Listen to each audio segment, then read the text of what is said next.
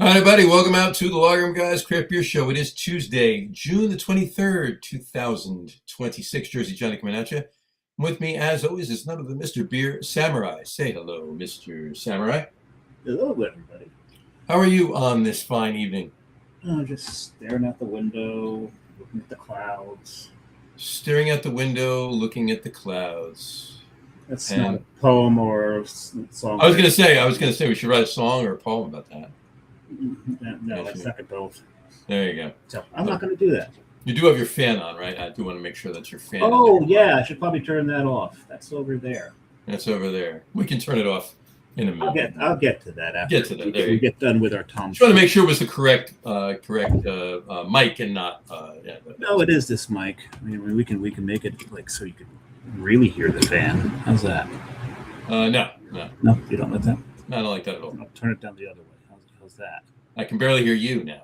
Oh, okay. How right about there should be good. Where you were before was perfect. Just fanless.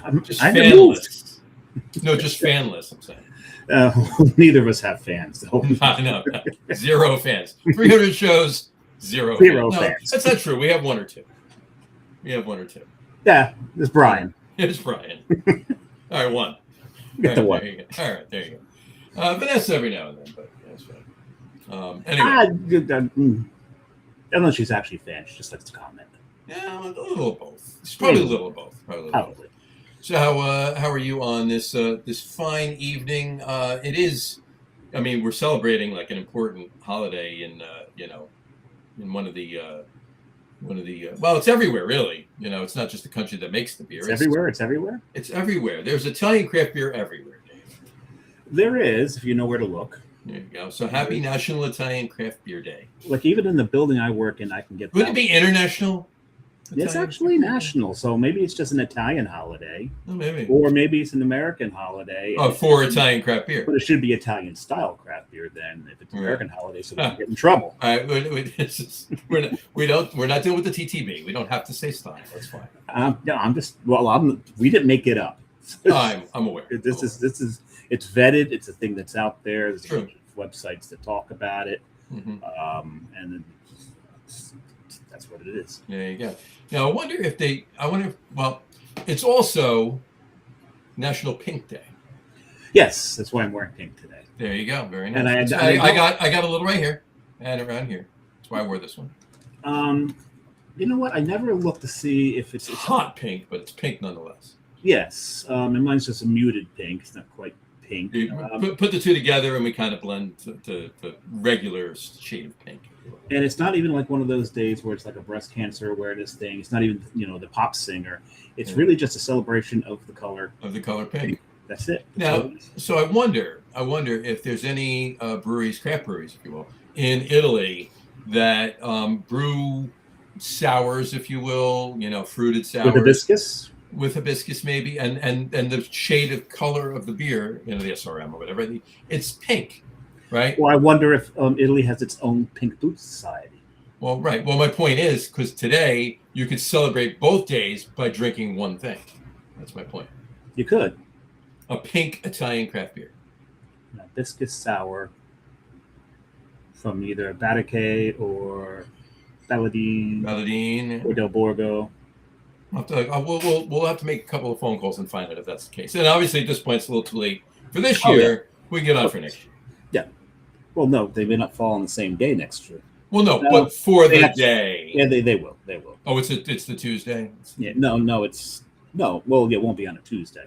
Right. It'll be the 23rd. It'll be the Wednesday next year. We can pre-celebrate. So anyway.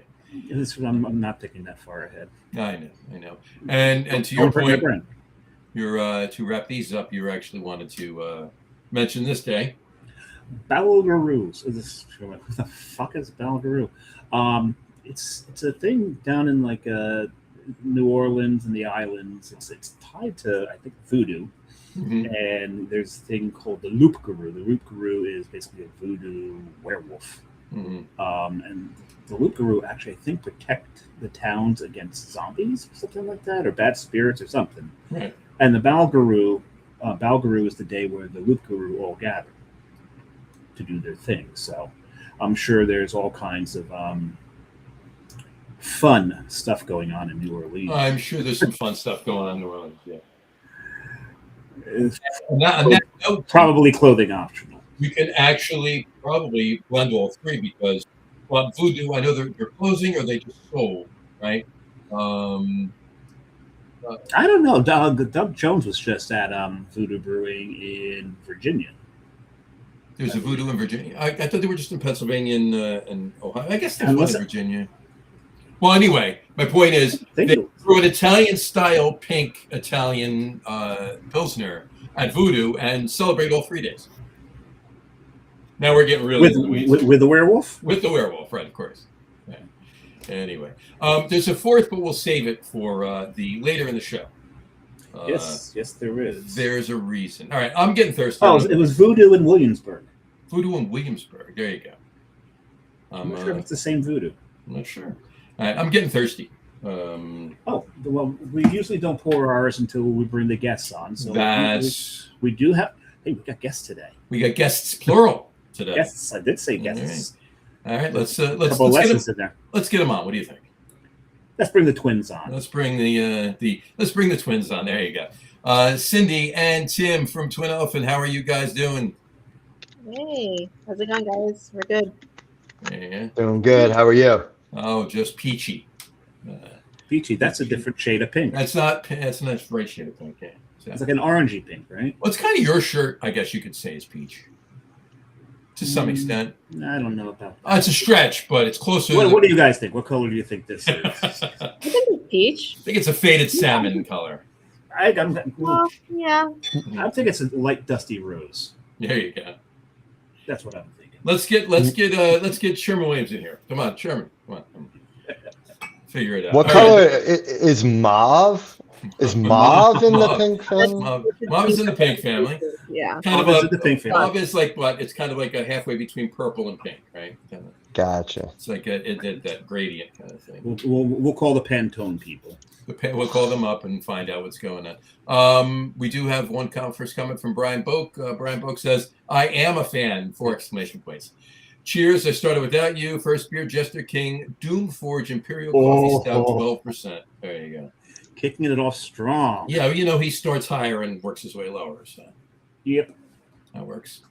So, all right. How are you guys on this fine evening? Doing good. Doing good? Yeah. All right.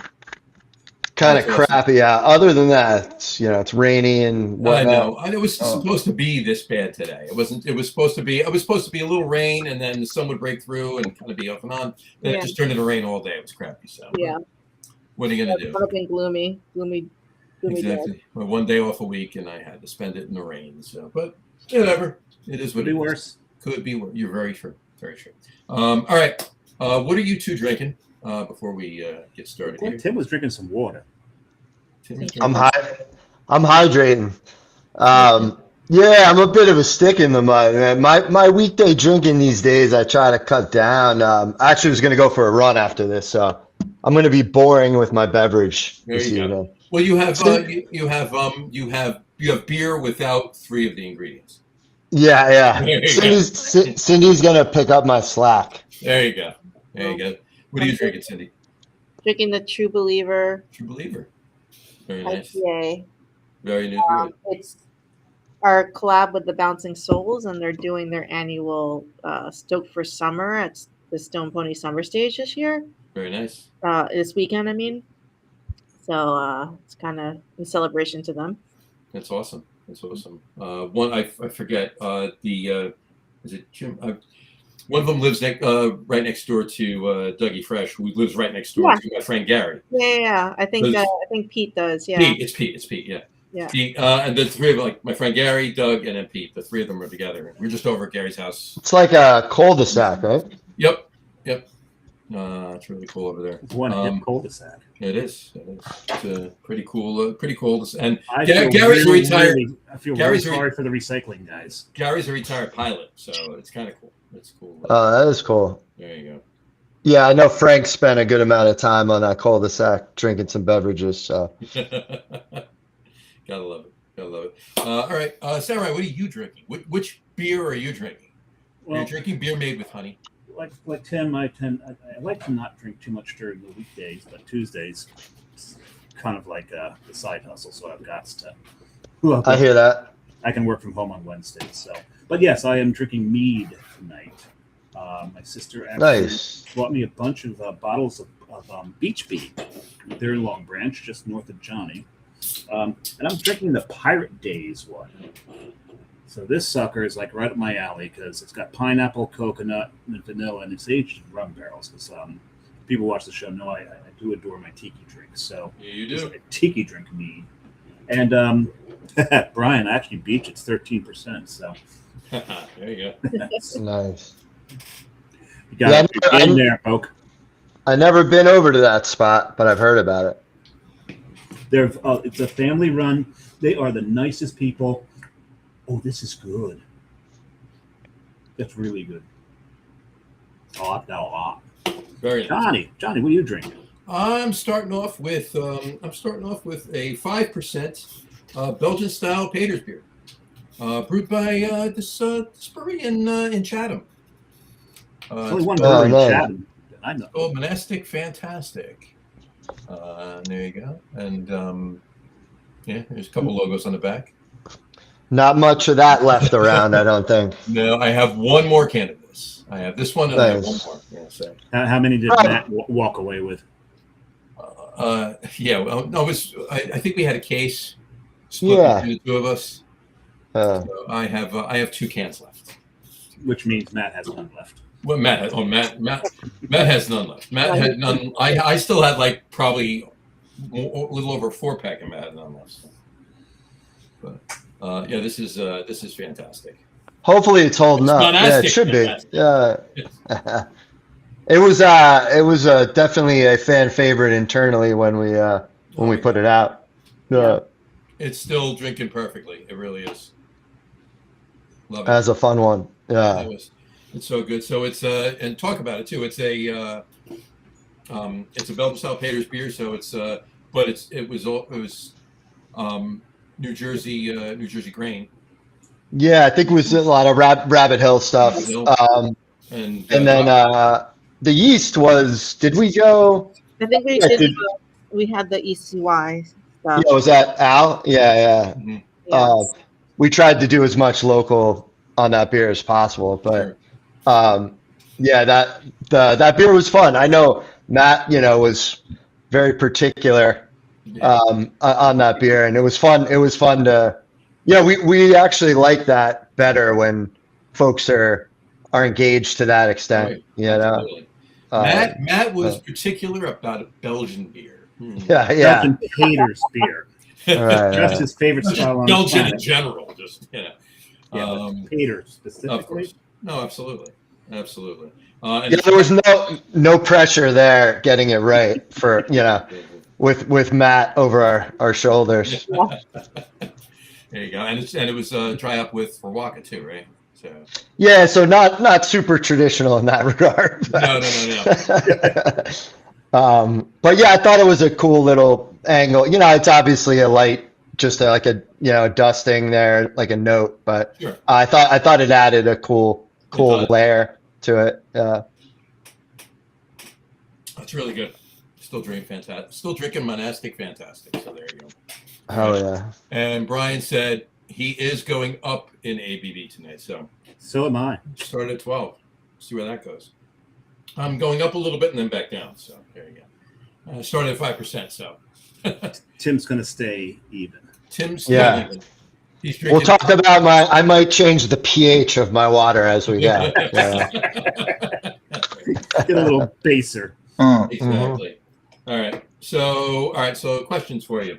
Before we get started into the nitty gritty of beer conversations, we always ask guests the first time that they come on the show. We always ask them. We'll start with Cindy. We always ask, to the best of your recollection, what was the very first craft beer you ever had? Oh, I mean, there's maybe Yingling. Does that count? Yingling. Yeah. Oldest brewery on the planet. Country. Country, not planet. Planet is Reinstefan, right? Yeah, it's about 750 years off. Yeah, I think probably because I went to school at TCNJ, so we weren't too far from PA. Yeah. So there's definitely the Yinglings floating around. I mean, like going away from like macro light beer, it was like that and Guinness. Sure. Yeah. Absolutely. Tim, yours?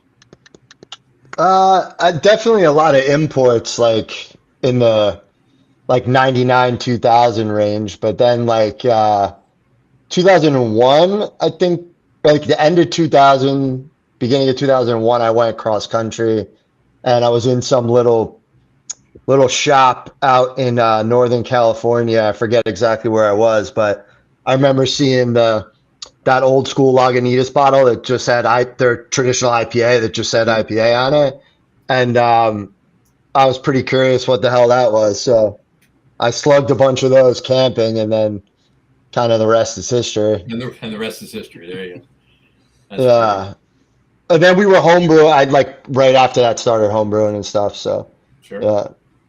What was the Tim? What was the first brewery you ever visited? Anything, doesn't matter. Oh man, that one might be harder to remember. So when we, I'll maybe not the exact answer that you're looking for, but the first brewery we visited when we were trying to open a brewery, this brewery, was Kane. Our other partner Scott and I went down like right when they had opened, and actually Matt Ziegler took us for a fun little tour over there when he was brewing. Sure. But that's like definitely the first Jersey brewery I remember going to, unless Cindy. I mean, we probably went to something before that I'm forgetting, right? Well, we probably were in San Diego before that. No? Yeah, for sure. That was 2000. I don't know. So maybe it was like a San Diego brewery. Like we went to Stone. We went to River Horse way before that. Yeah, maybe it was River Horse. Yeah, that could be it. Yeah, it could be River Horse. River Horse has been around for quite a while. So yeah, When they're still in the old mill. When they were in the old in building. Lambertville, yeah. That building, if you go by that building, it's still empty and it still says River Horse on the side of it. Does it really? Uh-huh. Isn't Wild Fern opening right there? Wild Their Fern second is- spot? Yeah, not right there, but in that Yeah. immediate area, they're opening the second spot. Yeah, they just announced that last week, right? She announced it. Yeah. The week before. Yeah, just recently. Yeah. Yeah. Glad to hear it. They do good. They do good. Yeah, that's gonna be good. That's gonna be fun to get down there. I miss going down. It was a nice ride, taking it. You know, when we lived up in North Jersey, we'd come down 202.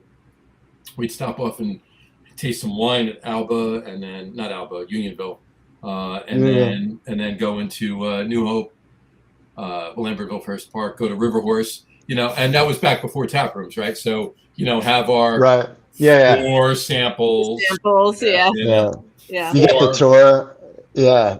The tour was pretty wild. That building is something else, man. They would do, I mean, everything was gravity fed from like the third floor, and like their setup was pretty unique. Like that building was super old, and they had some challenges. But yeah, you're right, Cindy. That's probably because I remember getting the chips and like doing the little tour and getting the samples, and that might have been one of the first spots we went to. I just remember being really impressed with like the way they set the building up. It's like they worked around a lot of different challenges they had there. Yeah. It was really cool. It was really cool. I mean, yeah, you're right. I mean, they had a lot of challenges, and it was very unique because of that. It was a really cool setup. Yeah. And so we stumble out of there and walk across the bridge over to New Hope for a while. So that was always fun. And then For sure. we wind up at Triumph, which now just closed the New Hope location. Oh, right. Yeah. So that whole entire thing is, I mean, we can still go to Unionville, but that's about it. Yeah. We got married at Unionville. Did you? Yeah. That's awesome. Oh, nice. That's awesome. Yeah, we pissed them off. So we pissed them off a little bit because we brought too much beer. Yeah, we homebrewed like probably 15 different beers for the wedding, and then people weren't drinking wine, so they weren't super pumped on that. But they signed off on it initially. They just didn't realize all our friends would be drinking beer, and no one would be drinking wine. But that was like a fun little part of our story because that was kind of a litmus test that Cindy put Scott and I through for if we were serious or not to start something, you know. If we could schedule, you know, like do a production. If we could logistically brew 15 different beers over the winter, you know. So yeah, it was fun. But yeah, it was a challenge. Not drink them. Yeah. It was cool. Yeah, that's awesome. That's watch that bottom line. That's a great story. Yeah. I love it. Yeah. All right, so let's go back. So at what point during your dabbling, drinking some Cindy, drinking Yingling, Tim, you had your Lagunitas and it all went from there. Took off from there, and then of course the two of you got together. When did you guys decide? Hey, you know what? We really need to open this brewery. We need to do something in this industry. Like, what was it that? Yeah, I think it's different for both. I'll let Cindy answer first, but yeah, it was definitely like a different moment for each of us. Yeah, I think for me, I mean, Tim and Scott have been homebrewing for so long. I was like joining them here and there, and like I wasn't involved in homebrewing with my old roommate before I met like Tim and Scott. Well, I knew them from high school, but it's a little different story. But I was interested in craft beer, and they were homebrewing for so long, and I got to a point in my career where I wanted to like either change careers, find another job, or do some big change. And the laws had changed a few years before. Mm-hmm. We were like 14, right? Or 12, was it? 12, September 2012. Yeah. And, I was like, I presented to them. I said, if you guys are potentially serious, like, let's put a business plan together and maybe we can actually do this. So I put a business plan together, and we sat down and, looked at it seriously, and it seemed feasible, starting as a small 2-barrel. And, when these guys signed off, we're like, okay, we can actually do this. Let's kind of jump into it and do it. That's awesome. And then, so Tim, what were you thinking while she was talking about that? Yeah, I mean, it's funny, like, it's the classic story. I mean, every home brewer gets the bug, right? But like, I kind of fell in love with not just like making beer and beer itself, but just like the whole culture and the scene and the community and like the artistic side of it. And, all that stuff was really something that just like connected with me like early on, like all through the aughts, like the 2000s. And then, Cindy and I got together on a personal level in like 2009 ish. And then, we were kind of like, our relationship was kind of craft beer centric though. Yeah. When we met, for sure. Like, it was something that brought us together and was a big reason why I think we hit it off so early on, and we still enjoy so much about beer together and the scene and doing things. And, that was kind of like our glue.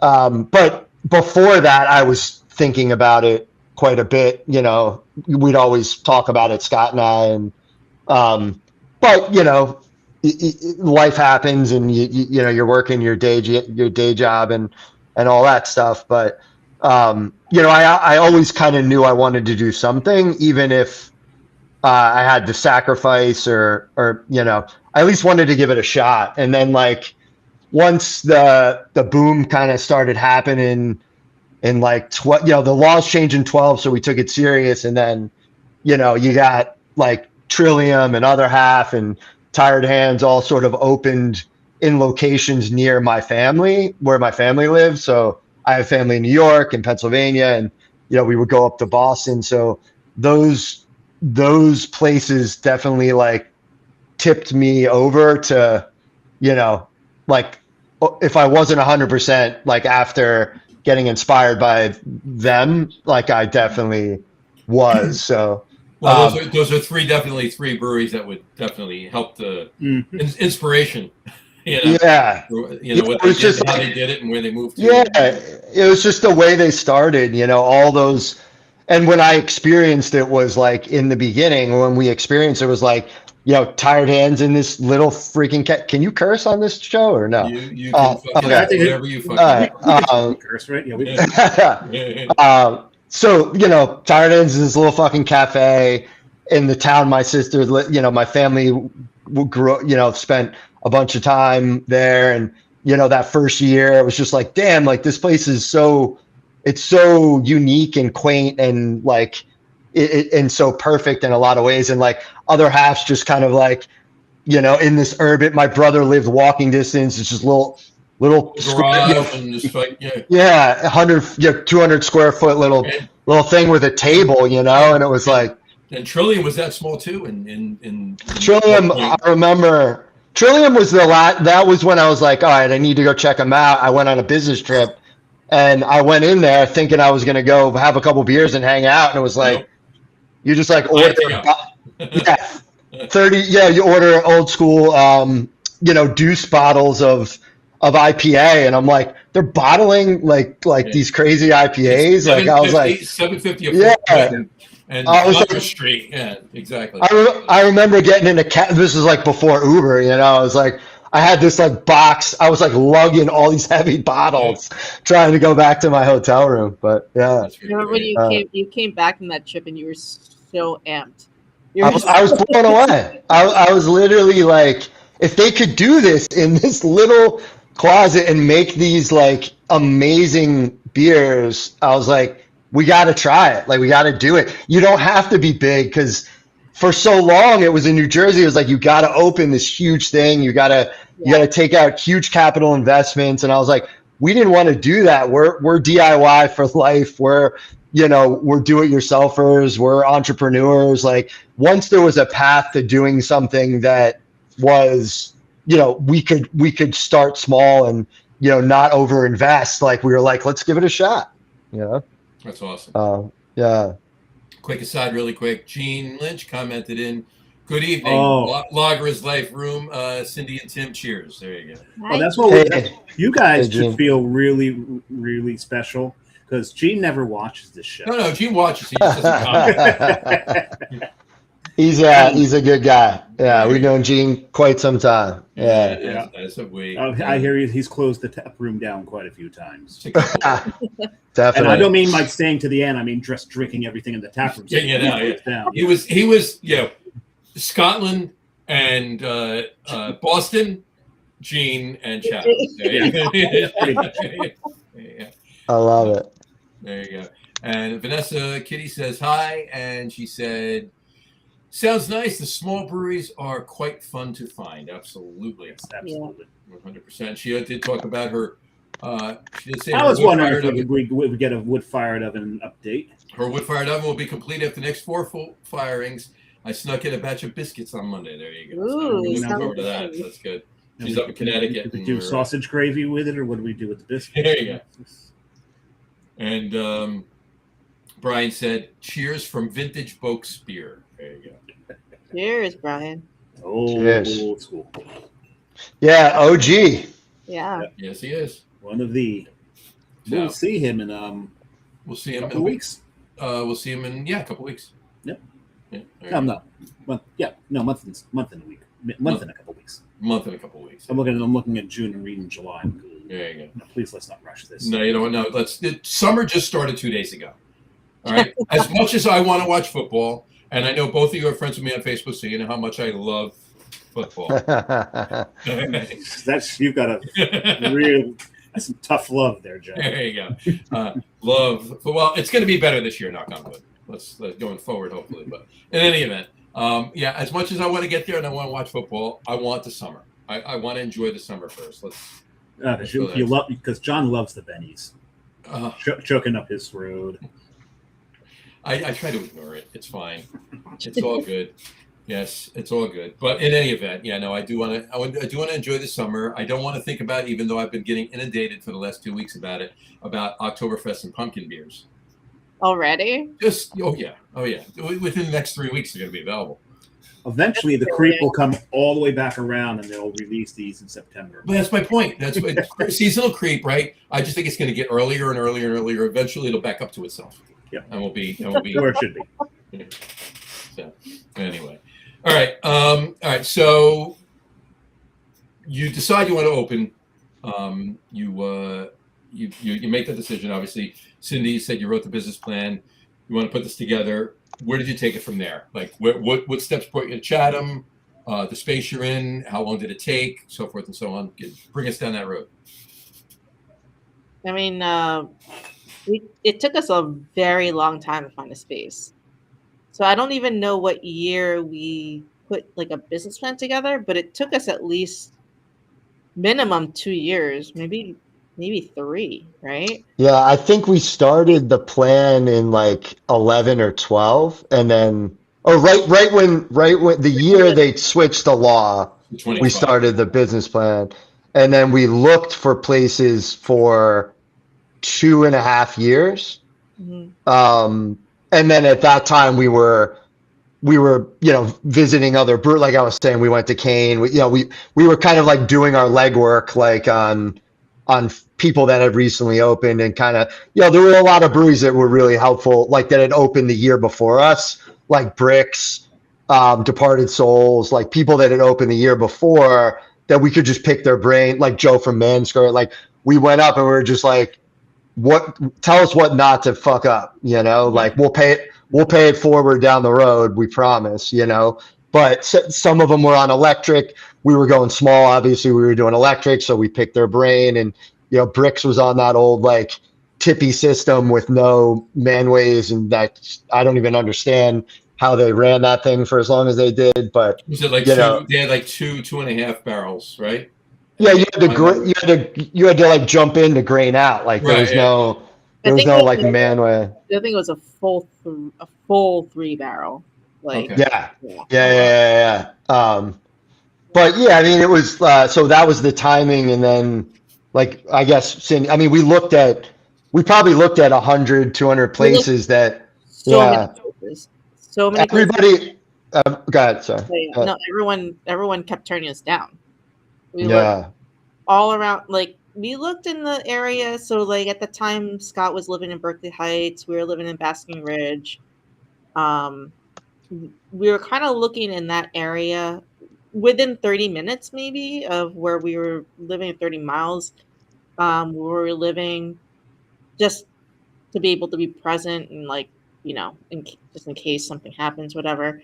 But all the towns said no. All these towns said no. All the building owners said no. They would hang up on us. We would warehouses, and they would hang up. Some towns legitimately, like we'd call the township to see if we can even do it, and the townships were saying no to us. How many of those townships now actually have breweries in them? Like almost all of them. I mean, all the building owners, like you would talk to them and you would not tell them what you were doing. We learned to kind of be guarded about what we were trying to do there, so we could at least start a conversation. But the second, they asked what you were doing and we said brew, we literally got hung up on once we said brewery. All these building owners thought it was like a liability and all this stuff. And I mean, I get it. Like the closest brewery to us when we opened was Magnify, was 35 minutes, whatever, 30 miles, 25 miles. So yeah, I mean that's true, because where you are, you can go up. Yeah, I mean that. Yeah, at the time, Magnify would have been the closest. That's none of these towns knew what it was. None of these owners. It just wasn't a thing in enough areas in New Jersey that they knew. I mean, there were breweries. Obviously, we were number 50, but there was nothing in our neck of our area now has so many breweries. There were none back then. Crazy. Yeah. Well, I mean, it's I mean, we're still in like the high 120s, 130s, and so many have closed too. Yeah. So I mean, I venture to say that at this point, I'd actually like. I'm going to look into that too. I'm going to write something up. I'm going to do something. I'll put it online. But I venture to say that there's been not just from the boom, just from Jump now and like from '90s on. There's probably been close to 200 breweries in the state. Probably between what is open now and what was open and closed. Yeah. So for sure.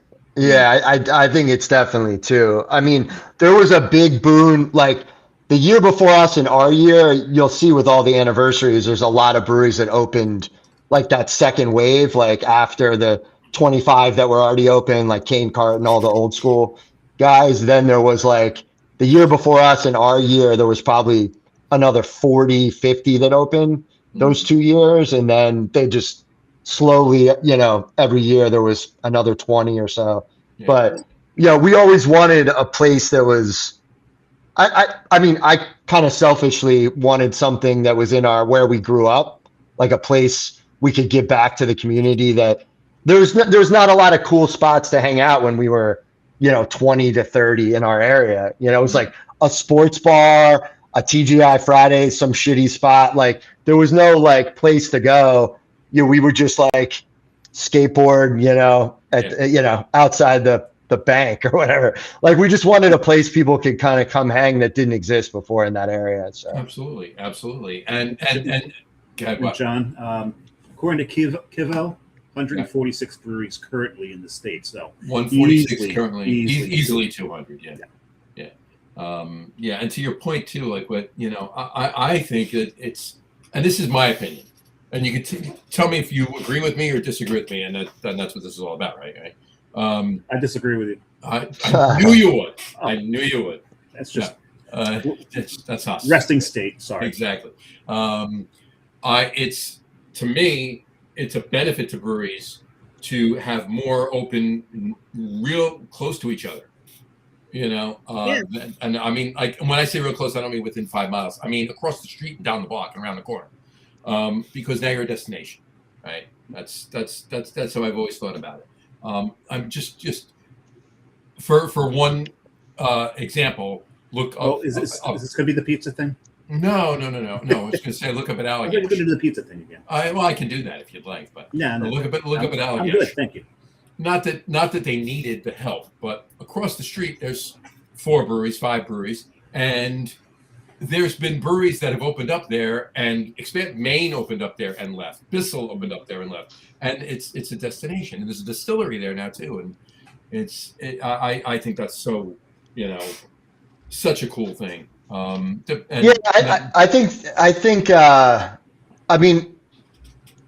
think it's evolved. I don't disagree with you. I think it can work out that way, but I think it doesn't always work out that way. Yeah. Like there is a situation like where we live, we're in an area with a lot of densely populated small towns. Like if you drive 10 minutes, you could go through 8, 9 towns, right? Maybe 10. And there's a ton of people in each of those, right? So if a brewery opens 4 towns over, we were getting a lot of people coming to our place multiple times a month that lived on the other side of that. So now they got to drive past the new place to go to our place. So they don't stop coming to our place. They just come less often, right? So you do see it in the numbers, but then to your point, you get people traveling from far that will go to multiple places. But that only works if there's enough places that are great places to hang out that make great beer. Right. If they're not great places to hang out that don't make great beer. Oh yeah, no, that's the other thing. You don't want to be the one. You don't want to be the one brewery making fantastic liquid and have 3 other breweries that make crap open up around you. It doesn't really help you. You know what I mean? It hurts. Yeah. So. It can work out very positively to your point. Like I think we have. Like now in our area, like just to close the loop here, where we didn't have anybody, now we have like several, folks that, if I took a step back and was like, I want to travel for beer in New Jersey, like, and I live far away, I would come up here and hit those 3 or 4 spots and be super excited that I made that trip. Whereas that wasn't the case, 5, 6, 7, 8 years ago. I mean, No, you're right. there's at least 5 breweries within 15 minutes of ours. Right. Point. Vanessa Kitty just said a wood-fired oven in her backyard should help people visiting. There you go. Yeah. But what if you've got a wood fire oven across the street and they don't do this? They don't do that, right? She's at 110 active breweries in Connecticut right now. So ask her what her favorite is. What's your favorite Connecticut brewery, Vanessa? Let us know that. She also, from what I was saying before, she said, yes, holiday season will be here soon enough. And not that I want to push the summer, but July 21st is our annual Christmas in July show. So we'll have yes, it is. We'll be drinking all Christmas beers on that show. So it'll be Wait, do you Christmas beers do you hold on to, or is it yeah, stuff from that. How do you get Christmas beers in July? Yeah, no. Creep hasn't gotten that bad yet. No. She said, any train runs so I could ride from our new train. Any train runs so I could ride from our new train station. So any brewery that's on a train run is her favorite brewery. So, there you go. Got it. Gotcha. Anyway. So not what's one in Connecticut? Fox Farm is in Connecticut, right? Fox Farm's fantastic. That's my favorite.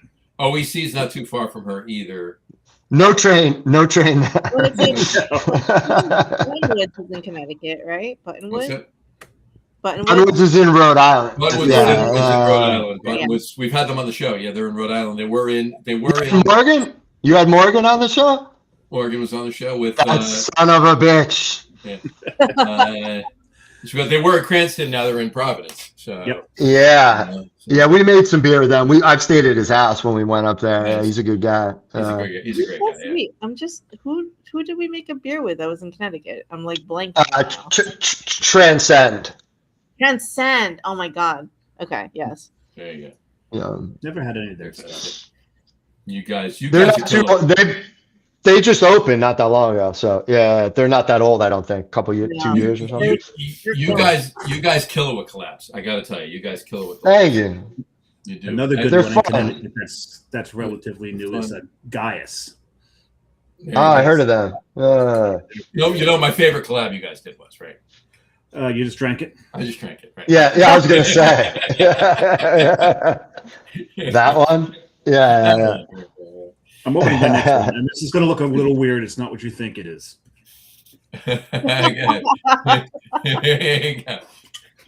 makes you think that I thought that's what it was? Was it good for you? There you go. It's one of those things. It's the thing where you would like put it in through the cork. Right. Wow. You just pump air in, and then the air forces the cork out. I never saw that. That's cool. Yeah, that's neat. Carrie Zant got this for us. Nancy gets a lot of play on this show, and I don't think she watches. She really does. Right? She has no idea how often she That's cool. Yeah, it works rather nicely, actually. I mean, I'm still a fan of, because this is finesse. This is style. It's classic. And you're like, when you're doing this, you're showing off, basically. Right. But this is just ease. Yeah, I think it would be good, too, for like older corks, right? So you don't get them all broken up. Right? Exactly.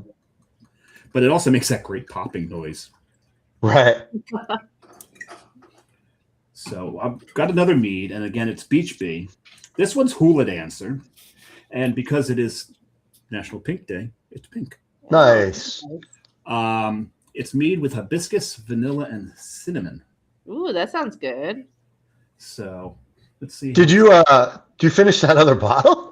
No. If I finished the other bottle, the person in the other room would probably kill me. You'd be sleeping. You'd be sleeping on that couch behind you. No, I'll be sleeping out there. I was thinking of finishing one of these bottles the other night, but it wasn't going to happen. So that is nice. Is it? Yeah, it's very nice. The hibiscus and the cinnamon play very nicely together. Yes.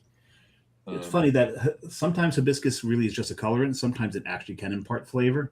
Yeah. And this one is actually given that dusty mouthfeel flavor that hibiscus can give off, like when you use rose petals as well. Yeah. Right. It depends on what it's going into too, right? I mean, if it's going in, if it's going into a mead, I think you're going to get more out of the hibiscus than you're going into a beer, right? You put into an IPA and you're not tasting any hibiscus. Not so much. No. We just put some hibiscus tea into a Belgian wit, actually. Oh, nice. And it's nice. Like, we actually have the base beer on tap, and we have the hibiscus version on tap as well. So you can do a side by side. I like when you and it's like, it's just the hibiscus perceptively kind of dries it out a little bit. Right. It has that floralness and like there's enough that almost makes it a little berry note to it, which is really cool. Yeah. Nice. But it's like very like subtle. So, it's almost like a non-tart cranberry. Yeah. That flavor that I would probably pin to it. Yeah. But that drying out is also the mouthfeel that hibiscus gives off. Helps level it. Yeah. Yeah, it does change the mouthfeel. We make a wheat beer too with it called Mr. Pinkerton that has that's great beer. Thank you. Yeah, but there's also Mr. Pinkerton's great. Yeah, it is. There's it's very berry forward, but not like overwhelming. Just like you get berry out of it for sure. Yeah. Whatchamacallit? I'm my second beer. I am drinking my second Twin Elephant collab of the night. Respect. Best Nicest collabs. There you Oh, go. nice. With Vault, right? Vault. Who was that with again? I can't remember. Oh, Two Bones. Yeah. Two Villains. Yeah. Two Villains. That came out really nice, that beer. Yeah. This is really, really fantastic. We'll talk about that in a minute. But yeah, no, this is. I opened it up. I was like, the haze poured right out of the can. Sometimes it's like muted coming out of the can, but I saw it. It's like the color, like that came right out of the can. It wasn't muted, and then it filled the glass, and you saw that. Right. Yeah. That beer's got a little bit of age on it. Was that like a month and a half on that beer? It might be a couple months. Yeah, don't look for a date, man. After 10 years, we still can't afford a date coder. I'm trying to think. No, this is you. How did I get it? You brought it down. Yeah. No, Cindy brought it down. Cindy. Yeah. I think it was right after, either right after or right before CBC. Yeah. CBC, yeah. Oh, I did forget. Fantastic. There's no DO. There's nothing. I mean, it's nice. Very good. It's perfect. I'm not even blowing smoke. It really is. It's hard to, the longevity on those things. It's obviously a challenge, but not DL, but like that the hop character and stuff, right? Well, I'll be honest. I had a can, and I won't say what brewery it was, for reasons. But I had a can of it for some reason. I still had a can of this particular brewery's beer, but I'll leave it alone. I think you know where I'm going. Sitting in the back of my fridge. Right. The last time it was brewed was, and this is not recently. This is probably back in February, so it was probably a little over a year old. And wow! I found it. I didn't keep it that long. I found it in the back of my fridge. I'm like, sure. I have one of these. Yeah. But I didn't find it in my cellar, right, or on a shelf or whatever, because then I lost it. It was in the back of my fridge. I'm like, I got to try this. So behind the yams from Thanksgiving. Basically. And I opened it up and I poured it, and clearly it wasn't fresh. I'm not going to make any argument that this was fantastic. It was not. But there was no DO. I got no cardboard. I got nothing. It was the hops were muted, but it was drinkable. I drank the whole thing. That's great. Yeah, that's pretty good. That's a testament, not as much to the brewing of it as it is to the canning of the packaging. The packaging. It's important though, because like your product goes immediately bad if you don't have good packaging. Mm-hmm. We've had. We've had a blip here and there, even like as tight as we think we have it. it happens. Yeah. I would say it's one of the hardest things. Like I would say that to any brewery opening. I know a lot of people rely on, mobile still and, but like even that, like you got to be on top of people that they send out. And if you don't know what's going on, like those, like we have horror stories from COVID because, all these companies were grinding their people so hard trying to make that buck during COVID that they would be doing 24-hour shifts. They'd be going up to Equilibrium and canning all night and then coming to our place the next day like zombies, Not even next day. We Yeah. literally started a canning at 3 a.m. Oh my God. Right. because that's the time they can get to us. Yeah, that's Yeah. I would yeah, I just that's insane. That's insane. If I actually went back and looked at some of the notes, and there was literally in that run, and I won't say that it was for the entire run, but for the samples of that run, there was 4 ppm of DO. That's good. That's really good. Yeah, that was It's fantastic. in spec, they say. Yeah. And it's in spec. Yeah, it's hard. I just think that I think some breweries don't realize how challenging it is when they take it on internal and how there's a learning curve. And, it's, especially if you're not hiring someone that's the packaging engineer from another brewery or whatever it is, right? Like it's tough, man. It's a real big challenge to get down. Gotcha. All right, let's catch up on just a couple of Vanessa's. She said her fridge has extra depth. She must regularly inspect it to make sure she didn't push something way back. And as far as the hibiscus, she said rose petals and raspberries taste the same to her. She said. You can see that. I can see that too. Yeah. And then Yeah. speaking about your corkscrew there, she said a cheater pump, the old screw method for me, she said. So Okay. there you go. Anyway. It's too many jokes there. I had to let that one go. Anyway. Well, All right. So now, okay, you found the space obviously in Chatham. There's a lot of lot going on. Obviously, you decided to go you started with a 2-barrel electric, right? You said. Yeah. And when did you opened in May 16. May. Yeah, it was 2016. I'm like May of 2016. Just grab my charger. I'll be right back. Yeah, go for it. He got up. I swear, I thought for some reason his headphones were not Bluetooth, and I thought he was gonna pull something off of the table. That wasn't funny. Because mine are not. It's mine or not. That's why. yeah. Same here. Like everything Everything just yeah. pulled right off, and he just And from what I hear, you guys opened and you guys were doing well with the amount of beer you had until Gene Lynch showed up. right. Yeah, and then he drank us out of all of our inventory. And you guys had to shut down early because fucking Gene. Fucking Gene. Vanessa just corrected us. She said, "LOL, corkscrew." There you go. Gotcha. All right. Curious. Well, when you're only making like 3 half-barrel kegs of beer, Gene may be able to actually accomplish that Yeah. feat. He may very well have. I know I was there with him early on, so but he went there more often than I did. So Yeah, the two-barrel was an interesting time. Immediately we're like, this was a bad idea. all right. So how long did you deal with the 2-barrel system? 1 year. Yeah, 1 1 year. Yeah. And from there you went to 5. 5. to 5. Yeah. So we swapped everything out, like whole chunk. Like we had 11 2-barrel fermenters and a 2-barrel hot side, and then sold all that to a farm somewhere. I forget who bought it. Some vineyard. Someone that was trying to do a farm brewery, but like in Yeah. the state. Yeah.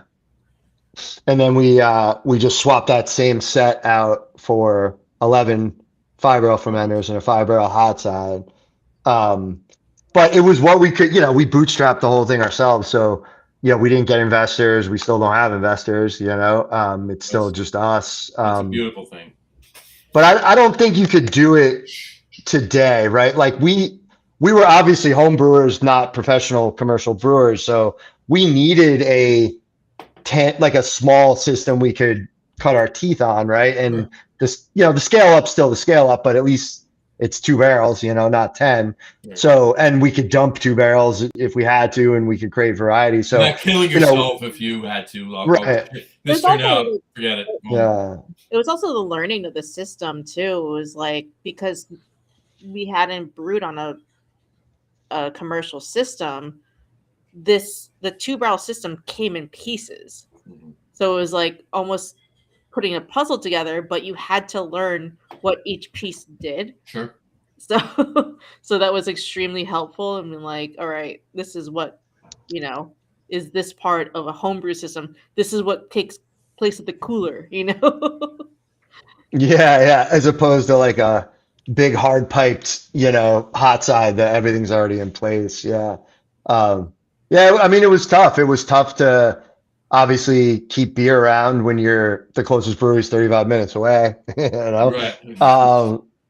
We used to just have these crazy weird, like Friday lines of like people just getting growler fills. And then we would put a beer on and we would growler fill it. And then we'd have to be like, okay, we can only fill 40 growlers. And then we moved the draft and then it would be gone by Saturday or whatever, We had to limit the growler fills too, per how many we could fill and then per person. Yeah. Sure. And people would literally get in line. Because I'm sure Gene was probably trying to take like 4 or 5 growlers at a clip. But I think we were limiting two growlers per person per beer at one point. Yeah. And people would literally get back in line and put like a hat on and a different shirt on. Right. I would be like, I know who you are. It was like line life before life. It was just local community that just wanted craft beer. It wasn't like beer nerds lining up for, the next New England. It was just like the town, the people wanted craft beer and there was no other place to get it. And we had some, but we didn't have enough. That's funny. Yeah. We got a comment here from who's this guy? Who's this Matt something? Hey. What's up to the herd? He said. Hey, Matt. What's up, Matt? What's up, Matt? I saw him all weekend last weekend. He was following me around. Yeah, we were over. Well, he was sitting at the table when I came over and talked to you at Icarus. So. Yeah, I saw him at Oak Flower before. Right. Yeah, on Friday he was up at Oak Flower. Whatchamacallit. And then Brian said, second beer, Hop and Frog 6, couple Belgian style, strong dark ale, 16.4%, but only an 8.45 ounce can. Yeah, He's got a 250. I only bumped up to 13.3, so he's now got me beat. And he also they put that in cans? Small cans. Oh yeah. They do. Yeah, I've got a couple of them. They do. That's crazy. They do 250 milliliter cans, up to the bigger stuff. Yeah, I've seen those little mini stout cans. Yeah. Boke's going to make me pull out the port, isn't he? Or the Malort. You might want to pull out the Malort. I'll pull out my Malort if you want. So we'll see. But I have another beer. You don't have another mead. It's true. Brian makes 3 sixtels at home, but could do a full barrel on the hot side if he got more on the fermentation side. Brian's got a 1-barrel production brewery at his house. He's trying to figure out how to put in 10-barrel fermenters in there. He's going to have to cut through the floor. Basement. Well, he's going to have to take out 2 rooms upstairs. Yeah. Sometimes that itch never goes away. Yeah. No, never left Boke. And and Vanessa said she's building a Keezer to hold 6 of the 6 sixtels this year. Nice. She said keeper, but then she said, "Oops, Keezer." There you go. And she said, "LOL, must wear masks to get more." At your brewery, must wear masks to get more. No. There you go. Yeah, I think Gene actually did make a Matt Potensky mask, so he does have.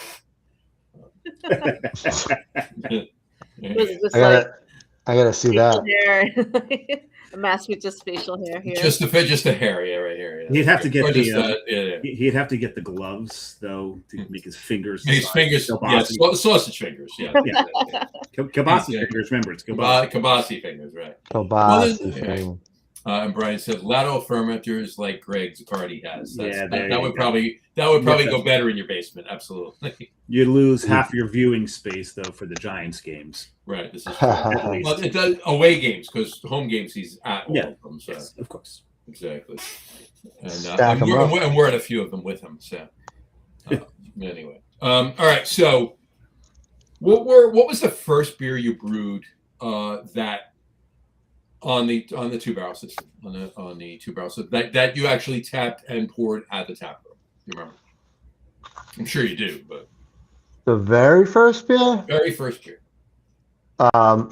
We are currently at 666 beers with the Mark of the Beast on Untapped. So, Yeah.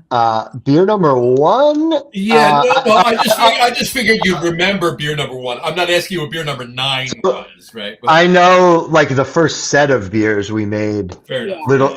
Little Shimmy was in that set, the pale ale that we do. So that was definitely one of them. Let's go with that one. I honestly I know where I don't was going think with Little this. Shimmy- I don't think Little Shimmy was on our first run. No, your memory is better than mine. We didn't make hops the first when we initially opened. We didn't do anything super hoppy. Maybe We had like a wheat beer. I think we had Whammy and then a Porter, Rugged Snuggle. Good Snuggles. That Mr. was Crazy. good. I remember that beer. That was good. It was some basics, classic styles. Basic beers are good though. Yeah. Oh, of course. They are. It's like all we make now, but The timing of what we had to wait over a year for like approvals and stuff like that. So by the time we were able to brew and when we wanted to open, we had literally like 2 weeks, and we had to make like a quick turnaround beers. Right. So we couldn't we couldn't have lagers. Certainly couldn't have a pilsner or any lagers. Yeah. Or anything, So like it was just like brown ales, wits. I think we had a saison at one point, right? Like really quick, like just letting things free rise. Yeah. Like, yeah, it was kind of crazy. That's awesome. But I remember a brown ale in there. yeah, I remember it being really good too. brown ale.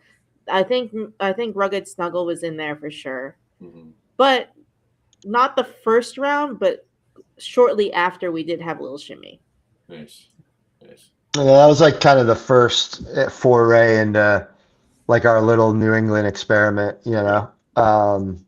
because like that was a big inspiration for us to open. But like Cindy said, out of the gate, we wanted to get our feet wet and like level set with just the system and process stuff before because we were making like that kind of stuff on the homebrew side for like probably at that point 2 years we were doing like home brewing like New England stuff, Right. and then from like 13 or 14 on we were home brewing that stuff, and then we knew we wanted to go that route at some point. It was a big part of what we wanted to make sure we kind of like put out into the ether our take on it, which I think we've done. But nowadays we always wanted to be heavy variety and do classic styles. That was in our business plan originally. Like variety was part of what we always wanted to do. I just think like going back to before, like how I would say it's hard to open the way we did.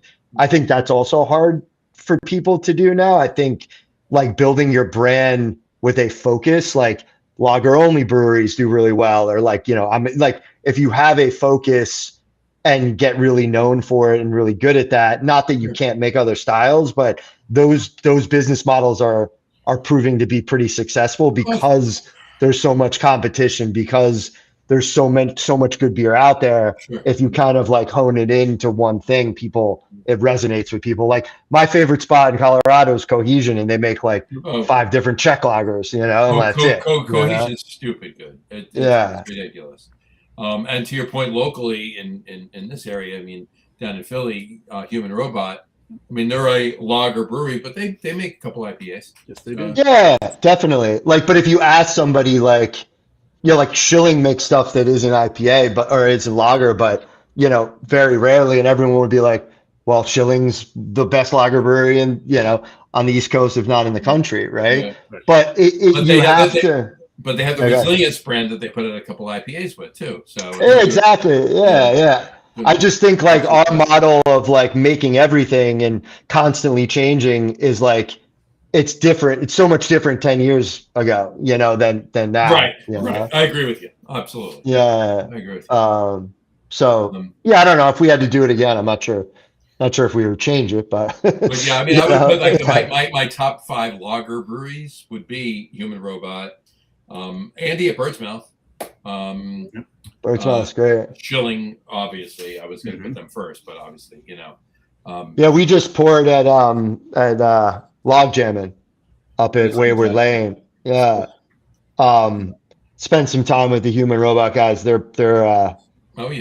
wild folks. Well, Cindy, we tried to go to Human Robot, and we wound up at Fermentary Forum after. Yeah.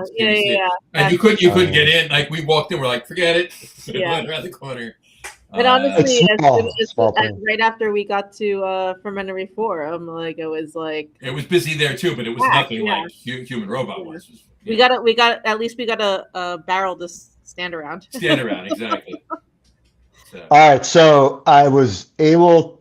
I guess you could sort by created date and untapped, right? So if you want to circle back to that conversation, Diamonds and Pearls, Milk Stout, right out the gate, first beer that on Untapped. Juicy Busey is like a hoppy saison. Juicy Busey, oh my god! Yeah, I remember that. It's weird though. It is not a traditional saison. It's like dry hop, like crazy. Yeah. We just put out a release of that recently. What are you talking about? Dry hopping a non-traditional. Well, sure. Yeah. Same thing. Yeah. we had a Kolsch called On the Off Chance. We don't make that anymore. Rugged Snuggle. Can I Kick It, which is a hoppy red ale we still make. One of Cindy's favorites. Mr. Pinkerton, which we talked about before. Yeah, it's good beer. Little Shimmy and Big Shimmy, the IPA version of Little Shimmy. Yeah. So yeah, I mean, pretty. And then a brown Chuggington. Remember Chuggington? Chuggington. That's oh my god! Right. I was trying to think of the name of the brown ale. Oh my god, that's right. It's so funny when you look back. There's so many beers we only made one time. It's like. Kind of funny. Like you come up with a name, you do all this stuff, and then you hone in, iterate on the recipe, change things up, make a new brand. That's how you get to 666 freaking beers. Now, speaking of names, I was going to say you need to brew an extra one right now. There you go. Yeah, 666 right now. Is what you're saying? Yeah. But speaking of names and brands, where did Twin Elephant come from? There you go. Yeah, the question, the most asked question. So the short story, I'm an identical twin. My brother is in the film industry. He's an editor, commercials and movies and stuff like that. So when we were trying to name the brewery, it was 3 of us. Now there's 4 partners now, but at the time there were 3. And we couldn't agree on shit. Like 2 people would like a name, the third, but we had a hard rule that was like, if one person's like super out on the name, like it's gone off the table, So my brother. The hard rule too was you have to get it you want to have it. Yeah. Right. My brother has an LLC contracting company that he just runs all his contract work through. That he never branded, he never put it out in the ether. It's really a behind the scenes company name, but that was his LLC, Twin Elephant. And he came up with it because it's super rare for elephants to have twin offspring. It happens like, every 100 years or 80 years or something, because the babies are obviously so large, it's difficult for them to birth twins. So he thought it was super interesting and rare, and kind of spoke to our growing up as twins and it being rare to have like a twin brother. And we were like, that kind of resonates. We're trying to do something different. We're trying to really speak to that point. And then, we're one half. So the name, even though everybody wants to put an S on the end of the name for eternity, we're one of the twin elephants. You know what I mean? Like we're singular. So that's kind of how we came up with it, and nobody hated it, and now it's grown on us. So. And is that did the logo come from the same place? No, Cindy's cousin ran with the logo. She can kind of tell that story. Yeah. So my cousin's a graphic designer, and we, she's very talented, and we kind of approached her.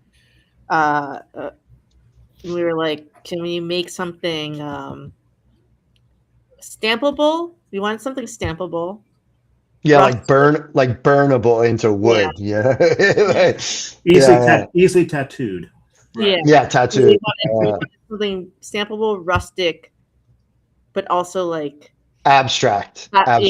Abstract, but abstract and rustic, but also has to very portray an elephant. And she came up. It was like one of the first iterations she came up with, right? It was like it was within the first like few things she showed us, and we were like, "That's it! Like this is it."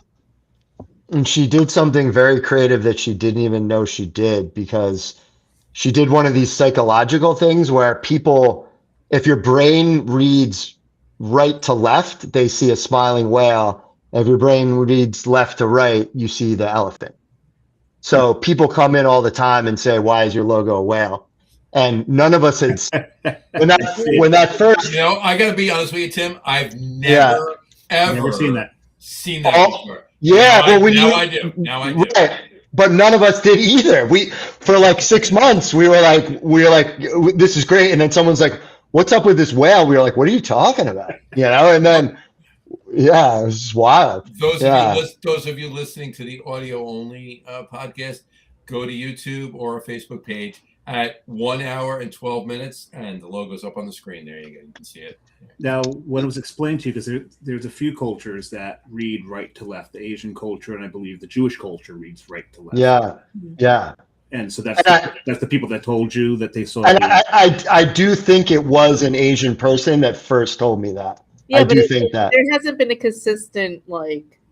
No, over time, other people, but I do think the first person that told me, because I have a very vivid memory of like that first time, because it blew my. I was like, "Cindy, like, we got to call your. Did she do this shit on purpose? Like, what is going on here? Like, this is wild." I was like freaking out. But Duck Rabbit, do you remember the Duck Rabbit logo? Yeah. Duck Rabbit logo is I missed Duck Rabbit too, but that was awesome. It's not a scooter. It was a duck and a rabbit. It was both. It was. Yeah. That's actually one of my most dear possessions. Is I do have a Duck Rabbit snifter that's hand painted with 4 of their logos. Nice. That's cool. Now, I gotta ask you, based on that, have you ever done whale elephant?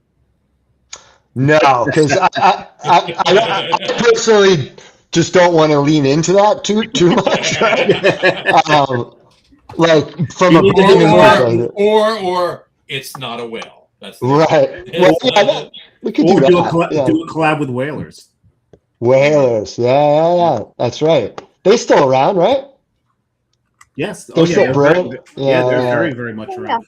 Yeah. Or if you want to get rid of that whole thing with the whale, you do one with harpoon, and they can harpoon it for you. Is harpoon still around? A little bit. Let me look that up. I want to show the next beer. Yeah. Among the Wildflowers. This was the Women's Brew Day lager that was made at Tall Oaks. Oh, okay. Was that a Pink Boot Society, or was it just? It was the beer guild of New Jersey. Okay. And in what's it called? With Pink Boots, but we also had a lot of sponsors like Hopsteiner, Imperial Yeast. Looking right now, Rabbit Hill. So a lot of people supported this collaboration. Sure. And it was a collab with the Brewers Guild of New Jersey too. Yeah, and it was a huge turnout with all these women. Like, was Bree there and everything else too? Yeah. But it was like we went to Tall Oaks for the brew day, and it was packed. Yeah, sure. Packed, and it was a really good turnout. And it was nice to see like there's so many women are involved. Was Chelsea there and you kicked Mike out? And Yeah. it was just, No, Mike was behind the bar serving us beer. There you Good for him. Much different than that scene was. That same brew day would have been 8 years ago for sure. Oh hell yeah, absolutely. You're 100% right about that. Yeah, That's true. yeah, super cool. The beer came out awesome too. But Cindy was showing me pictures of the brew day. It was amazing how many people came out. It was awesome. We've had Pink Blue Society on the show before. Debbie Serta. Twice. Yeah. Well, Tara was on. But, Yes. Yeah. 2 minutes. Right. 2 presidents of the Pink Blue Societies. Right. Exactly. So we're where are we now? So okay. So you graduated to the 5-barrel. All right. Yeah. And you're at now, and graduated to 5-barrel with 11 5-barrel fermenters. And where are you at now? Oh my God. We are 656. No, it's such a Frankenstein situation. So like the good thing is we don't have any other investors to adhere to. The bad thing is you build a brewery on top of a brewery on top of a brewery, right? And it's like not how you would draw it up if you had the cash out of the gate, right? So we are currently a oversized mash tun that's about 7-8 barrels, right? 8 barrels. And then like a 10-barrel HLT. So the HLT is direct fire. The mash tun and the kettles are still on the electric thing, right? The kettles. And then we have 2 kettles instead of 1. So we added a second 5-barrel kettle. So the kettles are still 5 barrels so that we can more quickly do back-to-back turns and not have to wait to clean the kettle while we start the other turn, right? Sure. And then we have we just swapped that. They're oversized kettles too, though. What's that? They're oversized kettles also, though. Yeah, slightly, right? But typically we would do like 5-barrel volume in them, right? Out of it. But yeah, they are a little bit bigger. And then the fermenter situation is we just swapped some out. We just bought some tanks from Bricks like a couple weeks ago. But we have 6 20-barrel tanks, 2 of which, one is always a bright. 2, the other one is sometimes a bright, sometimes being brewed into. Hybridated, right? Yeah, they're all uni tank. They're all uni tanks. Right. But I'm just saying, like how we use them. You use one as a bright. Yeah. One is pretty dedicated. Back and forth, and the other 2 are just fermenters. Yeah. Then we have 2 really weirdly shaped 15-barrel fermenters that we bought from Tuckahoe before they went under. So they had custom built some 15-barrel fermenters that they screwed up. This was back when Sean and Amanda were brewing there. But the owner, I guess, like got them custom made to exactly 15 barrels because they had a 15-barrel system. So we had no headspace to actually make 15 barrels of liquid because you would be putting it all the way to the top. So he just didn't realize you needed like a 17-barrel size. You needed 17 barrels to have yeah. No, Right. He sized it to spec for 15 hectoliters. Is that what it was? Yeah. Yeah. So the sizing, so they were still dumping wort based on like it wasn't helping them, right? It was like too small, right? So they were getting rid of those. But for us, it kind of perfectly fits like 2 7-barrel turns, right? Or 2 6-barrel turns. So we, they kind of worked well for us to scale up a little bit. So we brought those on. And then we still had like 6 5-barrels, but we just got rid of 3 of them and replaced them with 10s. Nice. We have 2 7-barrel horizontals.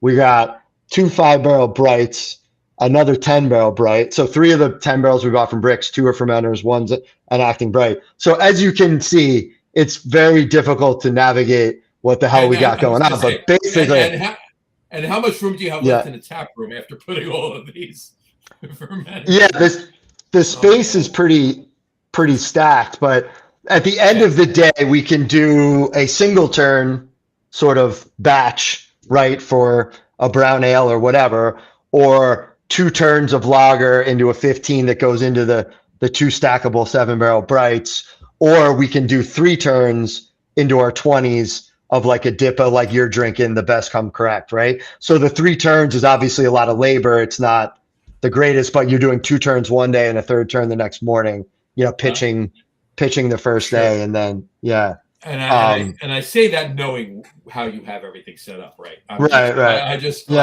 It's fantastic how you do have everything set up. It's nice to have flexibility to do different things, but it's obviously labor intensive and not as economical as you would want it, probably, especially these days with the way everything costs, more. But it works, and you have your method and the way you do things, and it works. 100%. Yeah, 100%. That's all it takes. That's all it means. But when you have like collab brewers come in, they're like, "What the fuck are you doing here?" You gotta love it. Yeah. For a second, I'm sorry. This is totally unprofessional, but I'll be right back. Go for it. Yeah. I'm assuming it's a bio break that she's saying is unprofessional. There's been thousands of bio breaks on this podcast over the years. Some more interesting than others. Oh yeah. we'll leave that alone. Turn your mic off. Well, someone didn't realize that the earbuds were still on. Because they were nowhere that their earbuds could pick it up and still broadcast to their laptop. While the laptop was on the porch and they were out at a tree. Well, no. The laptop was on the porch. It was inside the porch. Inside. And nice. And that particular person was outside, but we won't say who it was. No, we won't tell you that it was Augie. No, we won't say Augie. Brian did say, while Cindy's away, away games he will travel with his new motorhome. It's fantastic motorhome. Nice. So now he doesn't need the TV down. We actually do have a picture of Brian in his motorhome. There you go. It is right there. Nice. Right there. And then whatchamacallit, he also said his 3rd beer is his Belgian Saison. Finally kicked that thing. Okay. Only got 3/4 of a glass. Finally kicked his keg of his Belgian. Nice. He really ramped down the ABV there. Yeah. There you go. So, all right, and I got to tell you, while Cindy's still away, Tim, I'm not blowing any smoke. This was fucking fantastic. Oh, thank you, man. Appreciate that. Yeah. This was one of the best IPAs I've had. Appreciate it. Yeah, I mean, we've been lucky to work with some hop farms that have really, we had a relationship with Eggers. You see Eggers everywhere now, but we were lucky. Eggers is everywhere now. Yeah, everywhere. I mean, I think honestly, we were the first person to put their name on a can for the record. But and to your point, right? Exactly. Like, I don't know anybody that puts, Hopsteiner, Nelson Sauvin, or Yakima Valley, or Country Malt Group, Pilsner Malt. Nobody knows that, but Eggers is on every can. It's ridiculous now. Yeah, we like to call out the small folks. I mean, like we it's actually a pretty interesting story if you want to hear it real quick. You remember Hop Culture? I think they're still around, the magazine. So they would do, I used to do events with them, and they would do a lot of cool articles, and they did like a 50 person list or breweries with women ownership, right? And they listed us, and the sales rep who was working for the farm at the time, they were very small.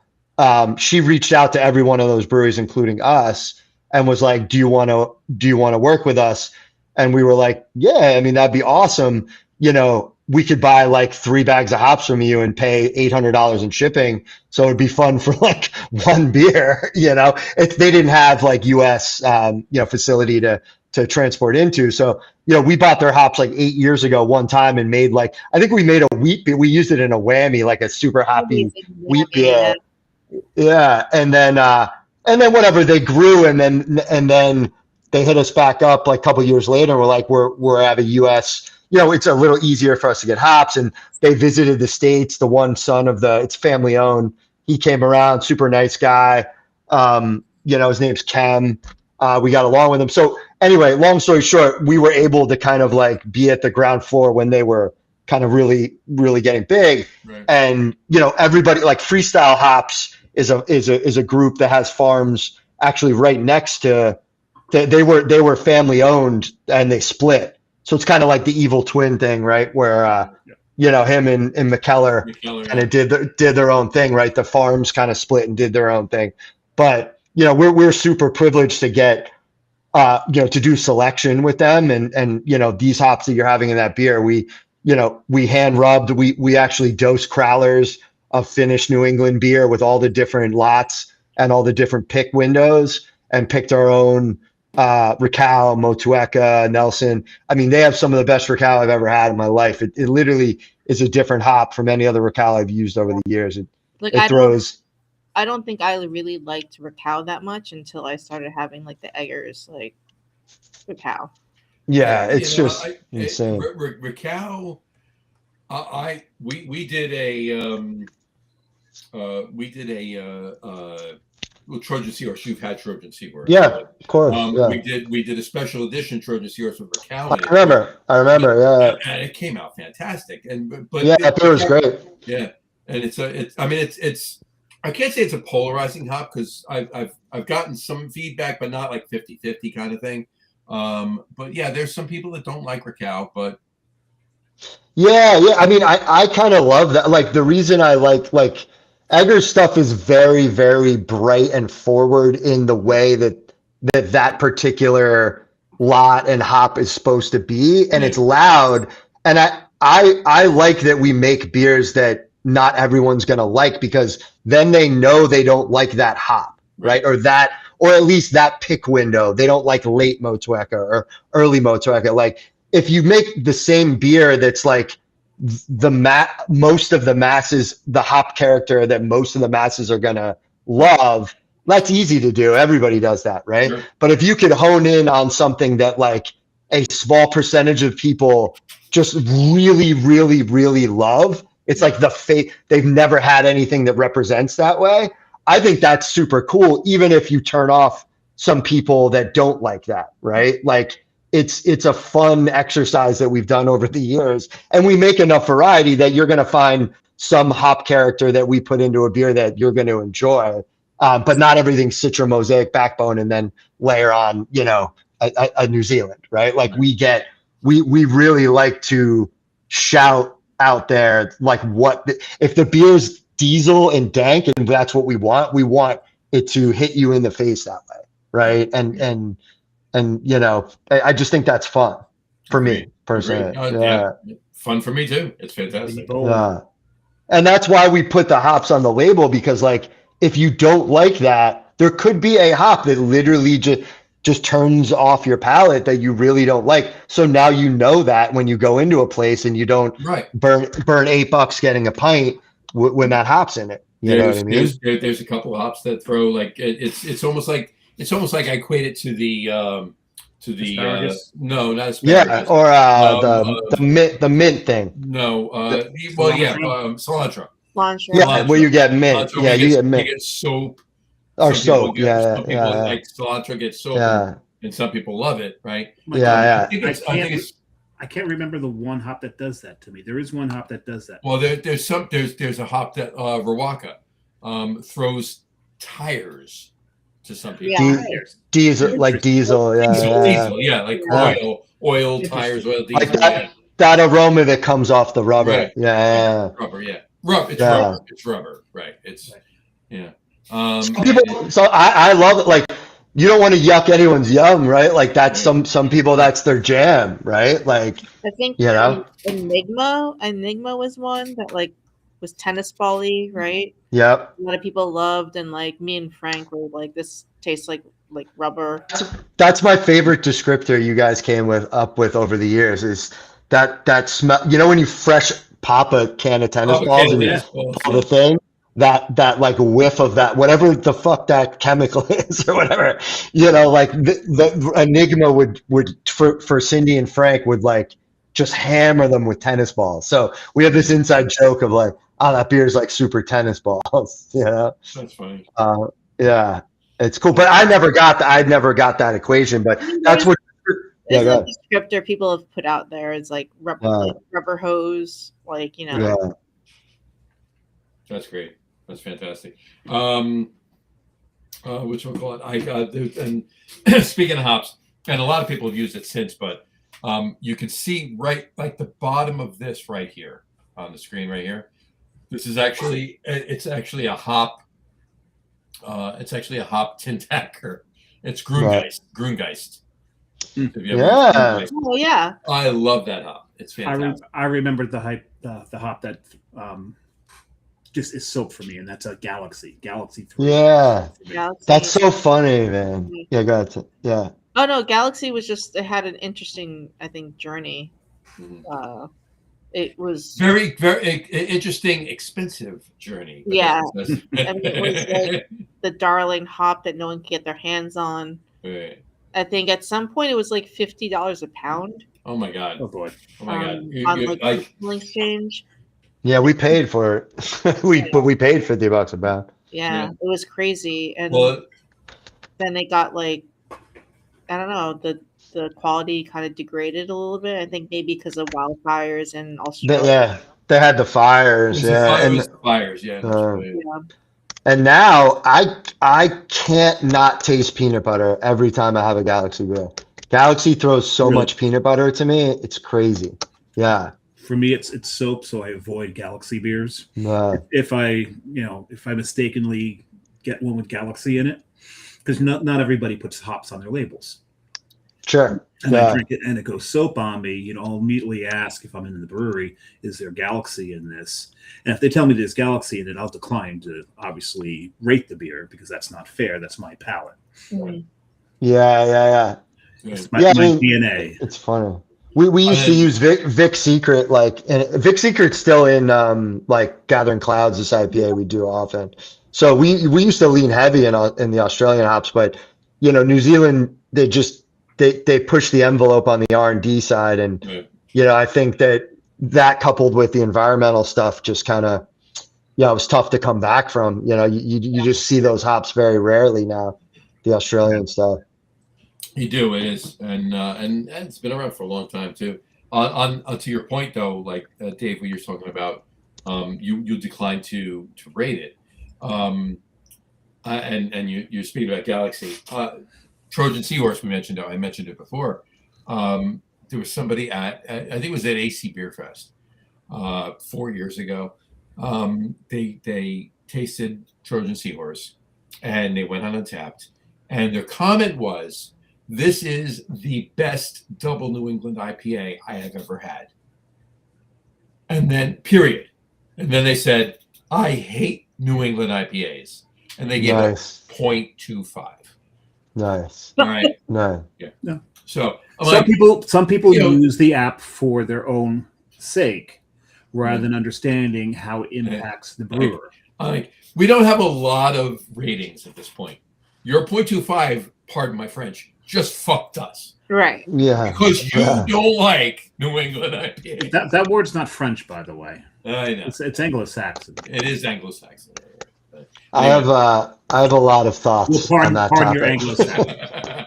I'd love to hear some of them. So no, I mean, I actually wish they opened up their API more for data gathering, because there's a lot of statistical intelligence that can be gathered from their data sets that they don't allow breweries access to. Right. And I think eventually they should, especially in this day and age of AI. But, I just think it's misunderstood in a lot of ways, and it's such a great feedback tool for breweries. Right. That if you could weed through the noise easier, if they made it easier for you to weed through the noise and get that value out of it, we would pay them more money.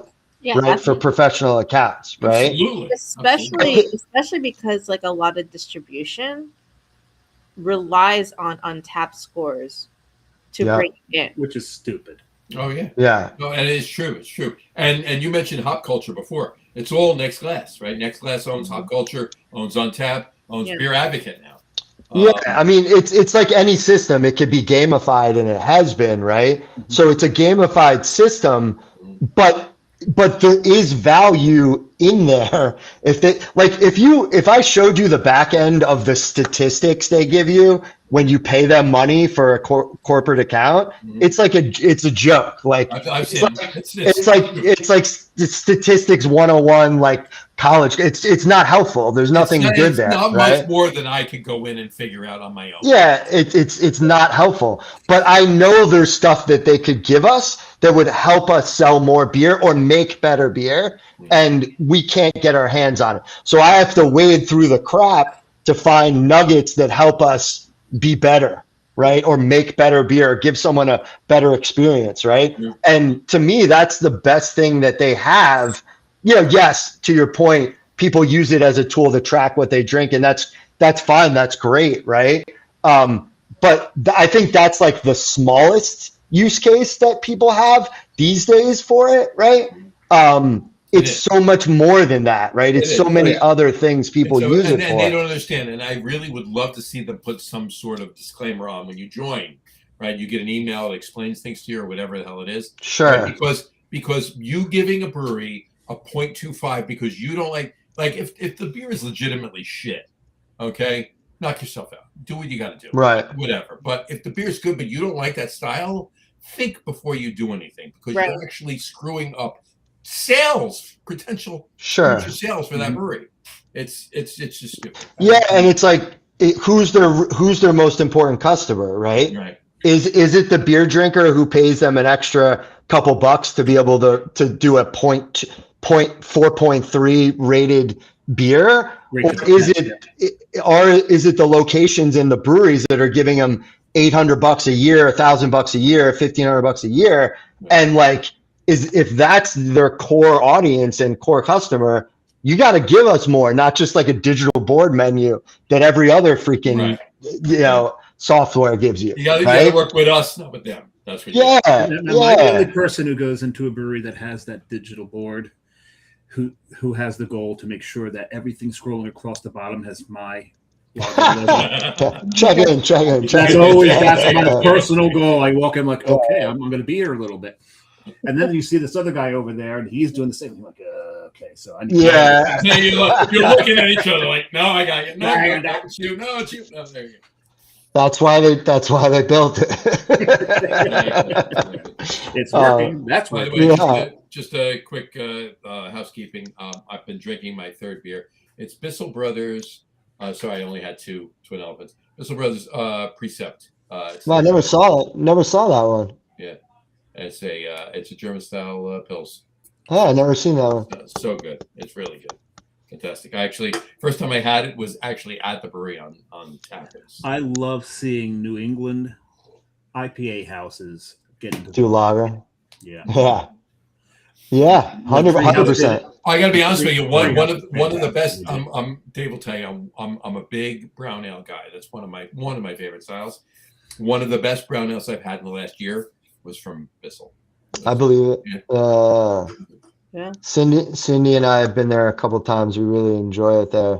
I really like I love the brewery, but love the taco place. zoology. Cryptozoology. Cryptozoology. Yeah.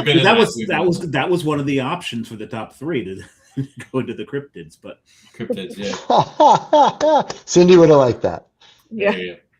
See, didn't I tell you, John? I said, I don't know, from what the many times I've met, a few times I've met Cindy, I think she liked the cryptid one. You like the cryptid one, yeah. I was right. But we'll do the one we're doing, so that's good. Oh yeah, absolutely. Here we go. All right, so what are you brewing right now? What's available right now? What's the and I will say that one of the before you get to that, what's your most sought after IPA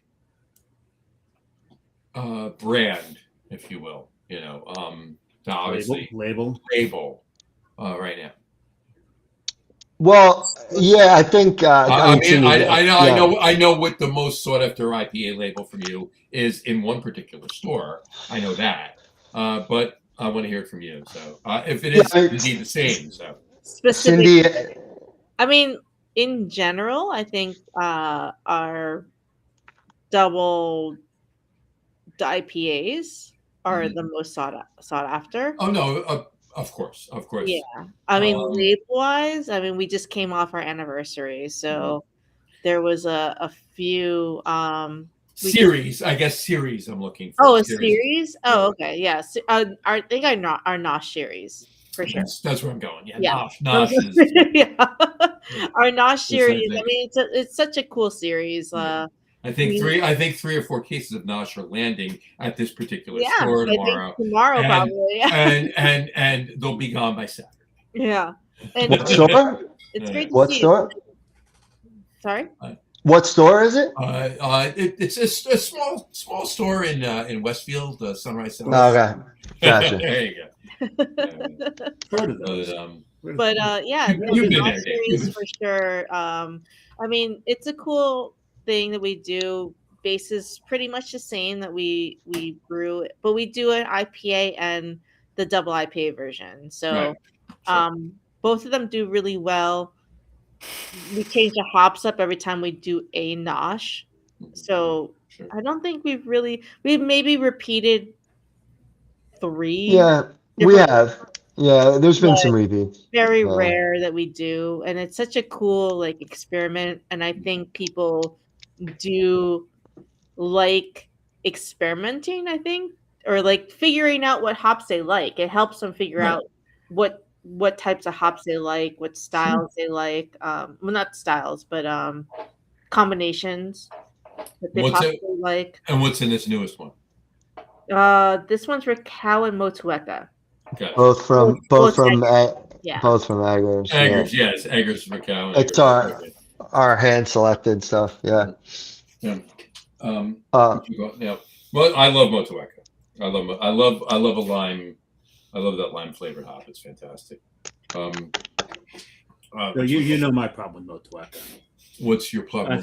I just think it degrades too quickly. Well, that's fine. But I love it when it's fresh. It's fantastic. But have you ever had Motueka and Sabra? Have you ever put the lime in the coconut? And you know that when that's fresh, I loved that beer. Which beer are you talking about? That would be Collecting Seashells. No.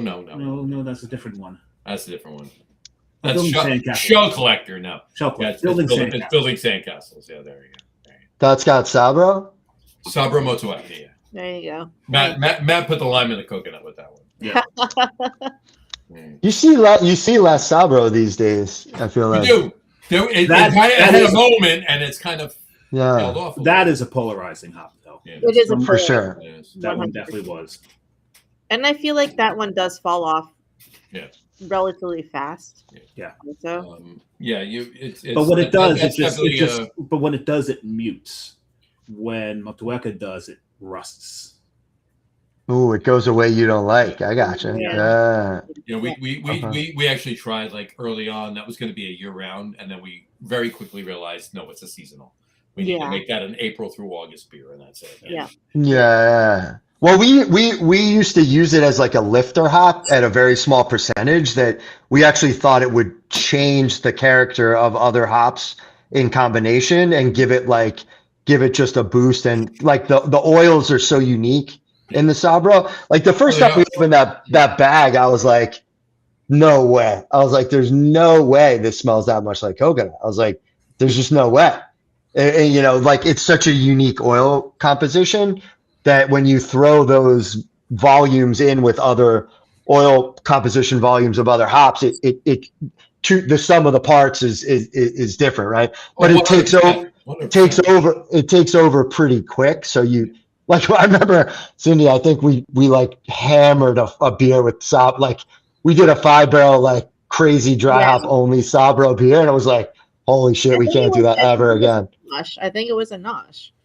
Yeah, that was a one and done. We'll never do that again, man. We did a crazy couple Noshes. Like we did, I think we did Nosh Sabro, and I think we definitely did Nosh Zappa. Yeah, that was wild. Zappa only. That beer was crazy. I Right? wish I had that. That was actually good. Yeah. That's good. But there's some hops that don't belong as a solo show, No. for sure. Well, no, and I've actually had a couple of, like, Kane did a Sabro only beer, and a couple other breweries did too. But they did. It goes suntan lotion pretty quick when you hammer it like that. No, it does. It does. But I'll tell you what. Pairing it with Motueka, you it's great. You need a lot less Sabro than you do Motueka. Oh, sure. It's a great combo. We've actually done Sabro Motueka. I really enjoy that combo. Actually, it's fun as hell. Mm. That was a good beer. I had that beer when you guys dropped it. Yeah. Thank you. That was great. But to your point, Nosh is just. I mean, it's in retail wise. People see Nosh on the shelf. It's like, I'll take 2 of those. I'll take 2 of those. I'll take 2 of those. It's just, and it's gone. And it's gone. Well, so we don't have a flagship beer, right? So I think that's the Nosh series is the closest thing. That's. Well, I think from on the retail side of things, I think people have said that they look at Nosh and they look at Little Shimmy as your flagships. Yeah. Nosh, I mean, it's a series, right? Because it's a different beer every time. Right. Because you're changing the hop. But still, they look at Nosh and they look at Little Shimmy. Yeah, the branding is consistent, right? Like, we didn't really. We kind of just wanted a fun long tail for this kind of experiment, and it just became like. I think Schmitty nailed the label, and it's such a cool like skull design that like it did well on the market from that perspective. Oh, absolutely. Yeah, it like stands out. Yeah, customers see that in the case. They don't look at anything on any shelf right around that. They just see that. And I'm not even going to smoke up your ass. Yeah, it's great. Yeah, I've seen. I mean, we make it. We literally probably brew a Nosh every week, every other week. Would you say that you brew like what's the technical term for it? Fuck ton? Yeah, a fuck ton of it. Yeah, we brew a fuck ton of it. Yeah, I mean, Cindy's been finger on the pulse on the distro, so she's seen it firsthand. I mean, we've expanded into like all these like states over the years. It's so interesting to see what hits in different markets and stuff. But that Nosh, it's something about the scope, like it just like resonates, you know. Mm-hmm. Yeah.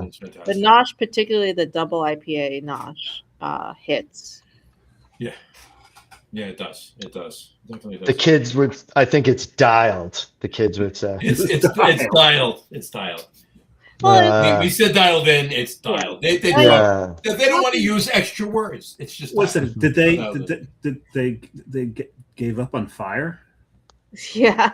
No, the fire's still around. Fire's still around. Okay. Not as much as it was, but it's still around. Fire's old man shit now. Fire's old man shit. Yeah. You can get millennials saying fire, but not Gen Z. Yeah. Oh my God. Gen Z. I mean, it's alpha now, right? I mean, alpha's coming up. Alpha's coming up. God. Well, we're like four. Dave and I anyway. We're like 4 generations back here. Well, Alpha's coming around, and they're pushing out the Gen Z stuff, and now the Gen Z stuff is, that's unk. Passe. It's unk. That's unk. Yeah. Nice. Well played. Well played. Well played. I only learned this stuff from watching that SNL skit where they had what's her name, the singer, doing a like this podcast on food, and they were all dressed up like 10-year-old boys. Nice. I remember the singer's name, but it was a hilarious. Ariana Grande. No. She looks like a little girl. Oh, that's why I said it. A little boy, actually. I'll remember. At any rate. Yeah, I mean, you said what you said. I just assumed it was Ariana Grande. No, it's not It's not Ariana. Right. It'll come to me. It'll come to you. There you go. But yeah, I mean, it is what it is, right? But hey, it's you got to look. Sabrina Carpenter. You know what? That's Ariana Grande 2.0. Yeah, right? Pretty much. So there you go. We've said it before on the show. And it's that Gen Z and I mean whatever older Gen Alphas. I don't even know when did Alpha start? No, I guess Alpha's not drinking yet, right? Alpha's still young, right? Yeah. Right. So Z's the. Don't worry, they won't be drinking when they get older either. The way it's going. Gen Z's not drinking either. Because you If gotta leave your room. staying home, they're I don't know playing what video Gen games, Z. they're eating half a gummy and calling it a night. That's But it. Gen Z, they're smoking cigarettes now. Yeah. So they Now, might see, get I'm that shocked Oh, at that. my. I'm shocked at that. Maybe that's going to progress, and not that I want them to smoke cigarettes. No, I know. But maybe that's going to get them into It's the gateway sin. it's a gateway it's a sin. gateway Right? sin, exactly. They're gonna want to smoke a cigarette while drinking a PBR, and the PBR is gonna go into craft beer. Right. It's a gateway to gateway to gateway to gateway to gateway. And eventually it's stouts and cigars. There you go. Exactly. Like it should be. Like it should be. There you go. Stout cigars and a little bit of this. Too. And a bourbon or two. A little bit of this too, right? A tried and true recipe. 100%. Did you hear? It was a joke. I forget who said it. He says, "Don't ever let anybody tell you not to start a $150 bourbon collection. Don't ever let them tell you not to, because that $500 will be the best $4,000 you ever spent."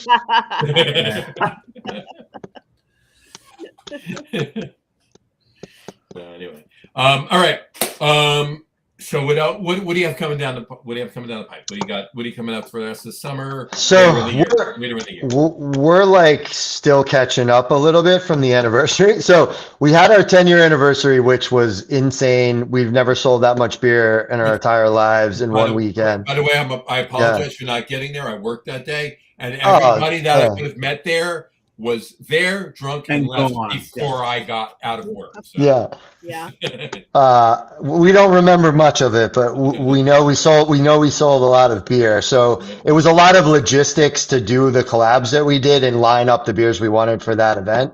So we knew we would have an aftermath of that, but then also we decided to swap these tanks out, and there's like a couple other variables. So we've actually been kind of light on beer the last couple weeks. But that we're hitting our stride again here in the next week or two. Yeah. So it's coming. But I sent John a list, and it's like 2 beers. yeah. Not a lot of the next week or two, it's a lot of tried and true stuff. So like Gathering Clouds Beneath the Green is coming out. That Nosh is coming out. Noti d'Estate, the Italian Pills, like a lot of like not new label stuff, right? Like kind of rehash stuff that we love. And then collab wise, we're trying to do like a fun, like North Jersey summer collab little event thing where we like do a beer with a couple shore breweries like Kane and Carton and Icarus and maybe Erratic, or, some couple people down that way, and just do like an event driven thing, up at our place.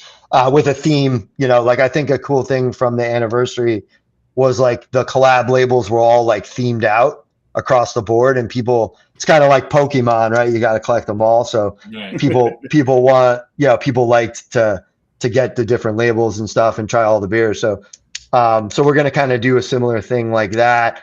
But at the same time, we're like expanding our tap room. There's like a whole lot of stuff going on at once. But yeah, for beer, you can expect a lot of lager. Soccer season, we got a lot of lager coming down the pike. We've been making a lot of lager. We can't keep it on tap. So, I think our lager game, to your point earlier of, IPA breweries honing in their lagers, I think we've done that the last 3 years. We've been able to iterate enough on different lager styles with our horizontal tanks and really dial in some fun stuff. Even some niche styles like smoke lager and stuff like that. So, expect a lot of lager. The hop collabs will keep coming. They're not going to stop. Then we got the fall. We do like a fall fest thing, and you'll see some of those styles. I don't know, Sin, anything else I'm kind of not thinking of? No, that's pretty much it. The summer collabs, and then the fall stuff we're gearing up to. I mean, it logistically it just takes a lot of time to put out a schedule for beers. So I know it's crazy to say we're not even in July yet, and we're thinking about fall beers. right? Yeah, Have to. yeah, exactly. Yeah. You have to think that far ahead. It's ridiculous, but You know. you know, I as long as it's not like I said, seasonal creep is crazy. It's June 23rd, and I already have people calling me on pumpkins and Oktoberfest. Right. I don't want to think about that yet, so because I'm not. They're not going out until the second week in August. Yeah. That's the earliest that I see them. Right. Right. And then to the chagrin of some suppliers, but that's the earliest. Oh, sorry. What's that? Go ahead. Oh, I was going to say other than beer wise, I don't want to like lead the topic, but other than beer wise, we have the shows the music shows we do. Yeah, no, that was my next question. Any events coming up yet? So have at it. There you go. Yeah, so I don't know what shows next, but like pretty much like every other month we have something going on. We're starting to do my private events, so like we have a backspace now that like is open to it's like tap room overflow. But we rent it out for tap room space, for private event space now. But really, like the music stuff, we've been really kind of honing in. Summertime is gonna be a little slow because like we're just slow in general during summertime. Right. But coming the fall, we'll have like pretty much like almost every month, or not every month, but every other month, something going on. That's awesome. Any beers on the schedule that are like, you know, like starred or asterisks or whatever? Hey, we're brewing this that you want to let the cat out of the bag kind of thing? You know? Yeah, I mean, we got a couple like bottle format stuff coming down the pike. So we have a mixed culture beer that's like probably 4 weeks away from being fully bottle conditioned. That's a collab with DeCara, Dan. I don't know if you're familiar with his work. Sure.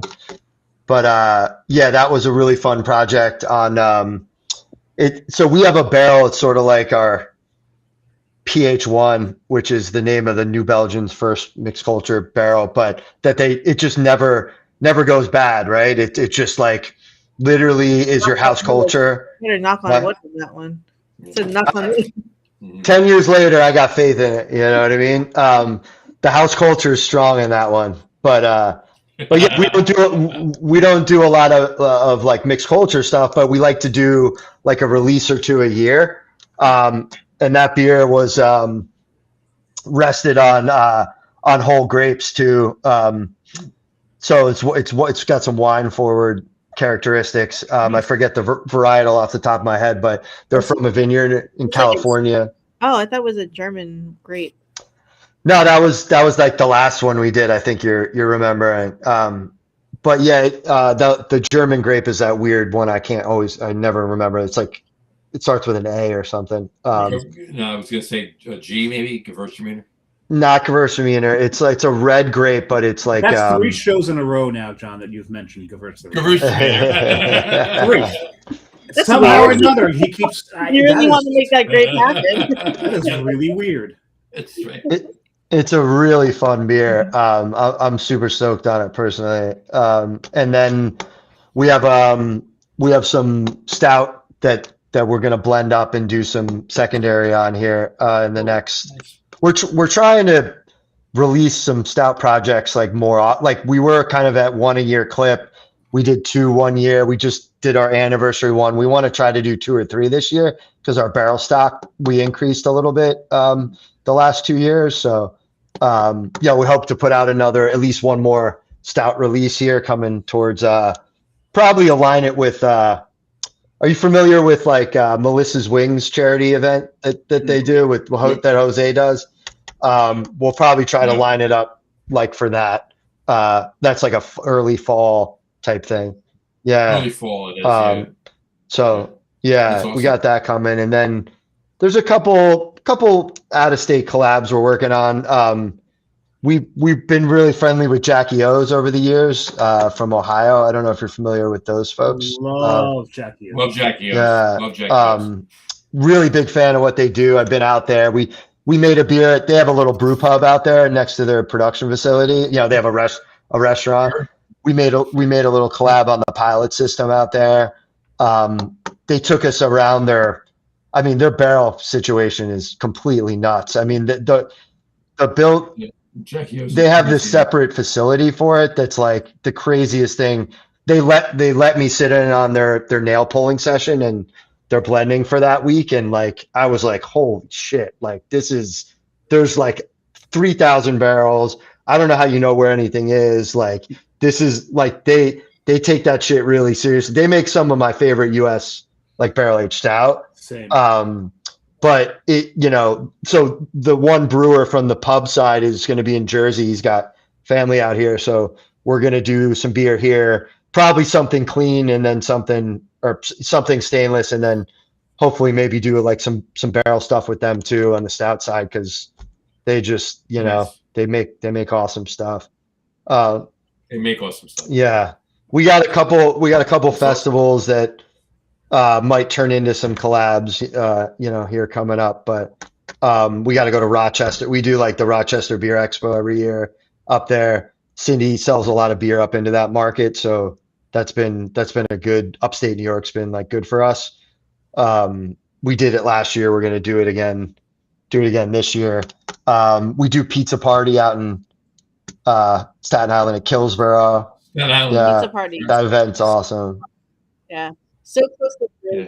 I'm trying to get that. Definitely do if you can. It's like, it's charity, but it's a lot of fun. Yeah. Awesome pizza. I mean, they just. I mean, if Val had his way, we'd all be at pizza. Yeah. That's probably a good segue into your thing, but yeah, That's 100%. I was thinking the same thing. Yeah. We always do Drownlands event they do every year. We go up there Love in that. August. Wild Acres. Up there, Wild Acres. Yeah, you didn't go I went last the year year. before, and Schilling had come down for that. Yep. That's how we got them on Came the down show. for it, and then they were on the show. Yeah.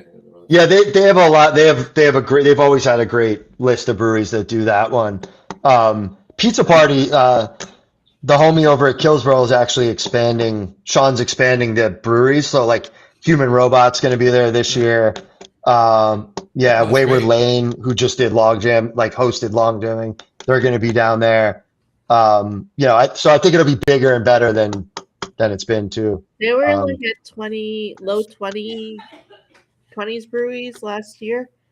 Yep. I think they're gonna add on to like be like mid 30s, almost 40 breweries this year. Like Wow. they're tacking on a lot. That's awesome. It's a great event. I love it. Yeah. Awesome. All right. On that note, we'll come back to a couple of things, but on that note, we will get to our top threes for the day, because we're talking about Pizza Party, and we'll go to this. It is indeed, and we said we'd save this for later. It is National Detroit Style. Interesting. We were talking about happy National Detroit Style Pizza Day. We were talking about doing the top 3 Detroit style pizzas you've ever had, and I've had 0, so that didn't work. So we decided, because Dave's had 0 Detroit style pizzas, we decided to make it top 3 favorite pizzas we've had that were not New York style. So anything but a regular pizza, right? And top 3 favorite pizzas and it could be specific. Mine are specific to the. I got you. Yeah. I like this. Top 3 favorite pizzas we've had that were not New York So style. does it have to be pizzeria specific? Because I could do that too. No. How about it? We could. If you would do whatever you want. You're talking about home style pizza? Is it like you want pizza? You have had it. It's your favorite. It's your favorite. No, yeah. I just meant, do you have to say the style and the spot that you dig the most? But you can just do the style if you want. I'm doing the particular pizza from the particular. I love it. All right. Yeah. You can do what you want. It's perfect. Who starts? Let's let Go Cindy for go it. first. Okay, so Unless I'm putting you on the spot. no, I mean, that comes to mind immediately is I love the just new to me, honestly. Detroit style pizza from Buc-ee's. Yeah. Buc-ee's. So they're local in Chatham. Okay, not the big car stop on the highway. No, not not Buc-ee's. They did pizza. Not the gas station Buc-ee's Yeah. or but Buc-ee's in Chatham. Amazing Detroit style pizza. They make just amazing pizza in general. They actually did a few pop-ups before they even had a brick and mortar up at our brewery, and they crushed it from day one. And they just had, what's his name, Dave Portnoy? Is that his name? Sure. He just came through to their spot this past couple weeks, or not this past week, or maybe a couple weeks ago, and gave them a really high score, like an 8.3 or something, or 8.4 or something like that. Like really, really high for whatever he gives. I've always said, why do we care what someone from Boston thinks about pizza? I'm just saying. True that, but they make really good pizza. People always bring them into our tap room, and people come into our tap room because they're in the area from getting Buc-ee's. It's crazy. They're very famous for what they're doing. Within the past, I don't even think they're 2 years old. Are they 2 years old? They're a year and a half. Year and a half, yeah. Insane. So that's my first pick. So you do all three at once. All right. Oh, okay. You do all three at once. I don't know. I like Neapolitans. So kind of Nice. burnt crust, kind of burny on the bottom. I don't have a specific place because I think toppings are very important for that. That's fine. Right. Yeah. That's fine. And then, oh my God. I love old school bar pies, but I want to say just old school Pizza Hut pizza. I love it. Old school Pizza Hut pizza, just butter on the bottom, all over the place, kind of half deep dish kind of style. I love. Always in my heart. Those red plastic cups. Yeah, the red There you go. That's made the okay. environment. And the salad salad bar. And the Made salad that bar. environment. The salad bar, Exactly. baby. The biggest buyers were kale before the kale became a hot thing. Cindy worked there. I did. I think that's part of the nostalgia. I worked at Pizza Hut in high school. There you go. That's awesome. All right. Is that in the order, Sin? Is that are we doing it in favorite or just any? Oh, I did it. 3, 2, 1, 1, 2, 3. I Doesn't did matter. what my favorites are. I got you. Okay. There you go. So you took one of. I'm doing, and Dave will do. We do I 3, got 2, you. 1. I'll do. And Dave and I might have our own. Someone may answer have as taken well. one of mine. Yeah. Yeah, Cindy took one of mine, but You can I'll do one. I'll do New Haven style. I'm a Pepe's guy, not a Sally's. Frank Pepe's over Sally. I would go that one. I would go 2 would be Detroit, and Buc-ee's is killing it. Shout out to them. We're making a beer with them. It's going to be awesome. And then 3, I'm going to go South Shore Bar Pie, Boston. I know you just shit on it, but I'm a bar pie. I'm a South Shore bar pie. Our homies up at Widowmaker, whenever we go hang up there, they'd always just take us out for bar pies on collab day. And there's some really, it's not I guess it's not its own thing really, but it's it's cooked in a pan. It's got the thin, real crispy edge. It was almost burnt up on the side, kind of like a Detroit gets, but it's still thin. They do caramelized onions and stuff like that on it. I think it's just a cool bar. Where is that? Anywhere on the South Shore of Boston, like it's like Anywhere yeah, South yeah. Shore. Like there's a couple. I don't remember this. They're literally like they're like the local. It's like O'Toole. I was trying to remember which one we went to, but Popsies, O'Toole's. They're like these. They're like these little bar family run pubs that just make these crazy bar pies. So that's my tree.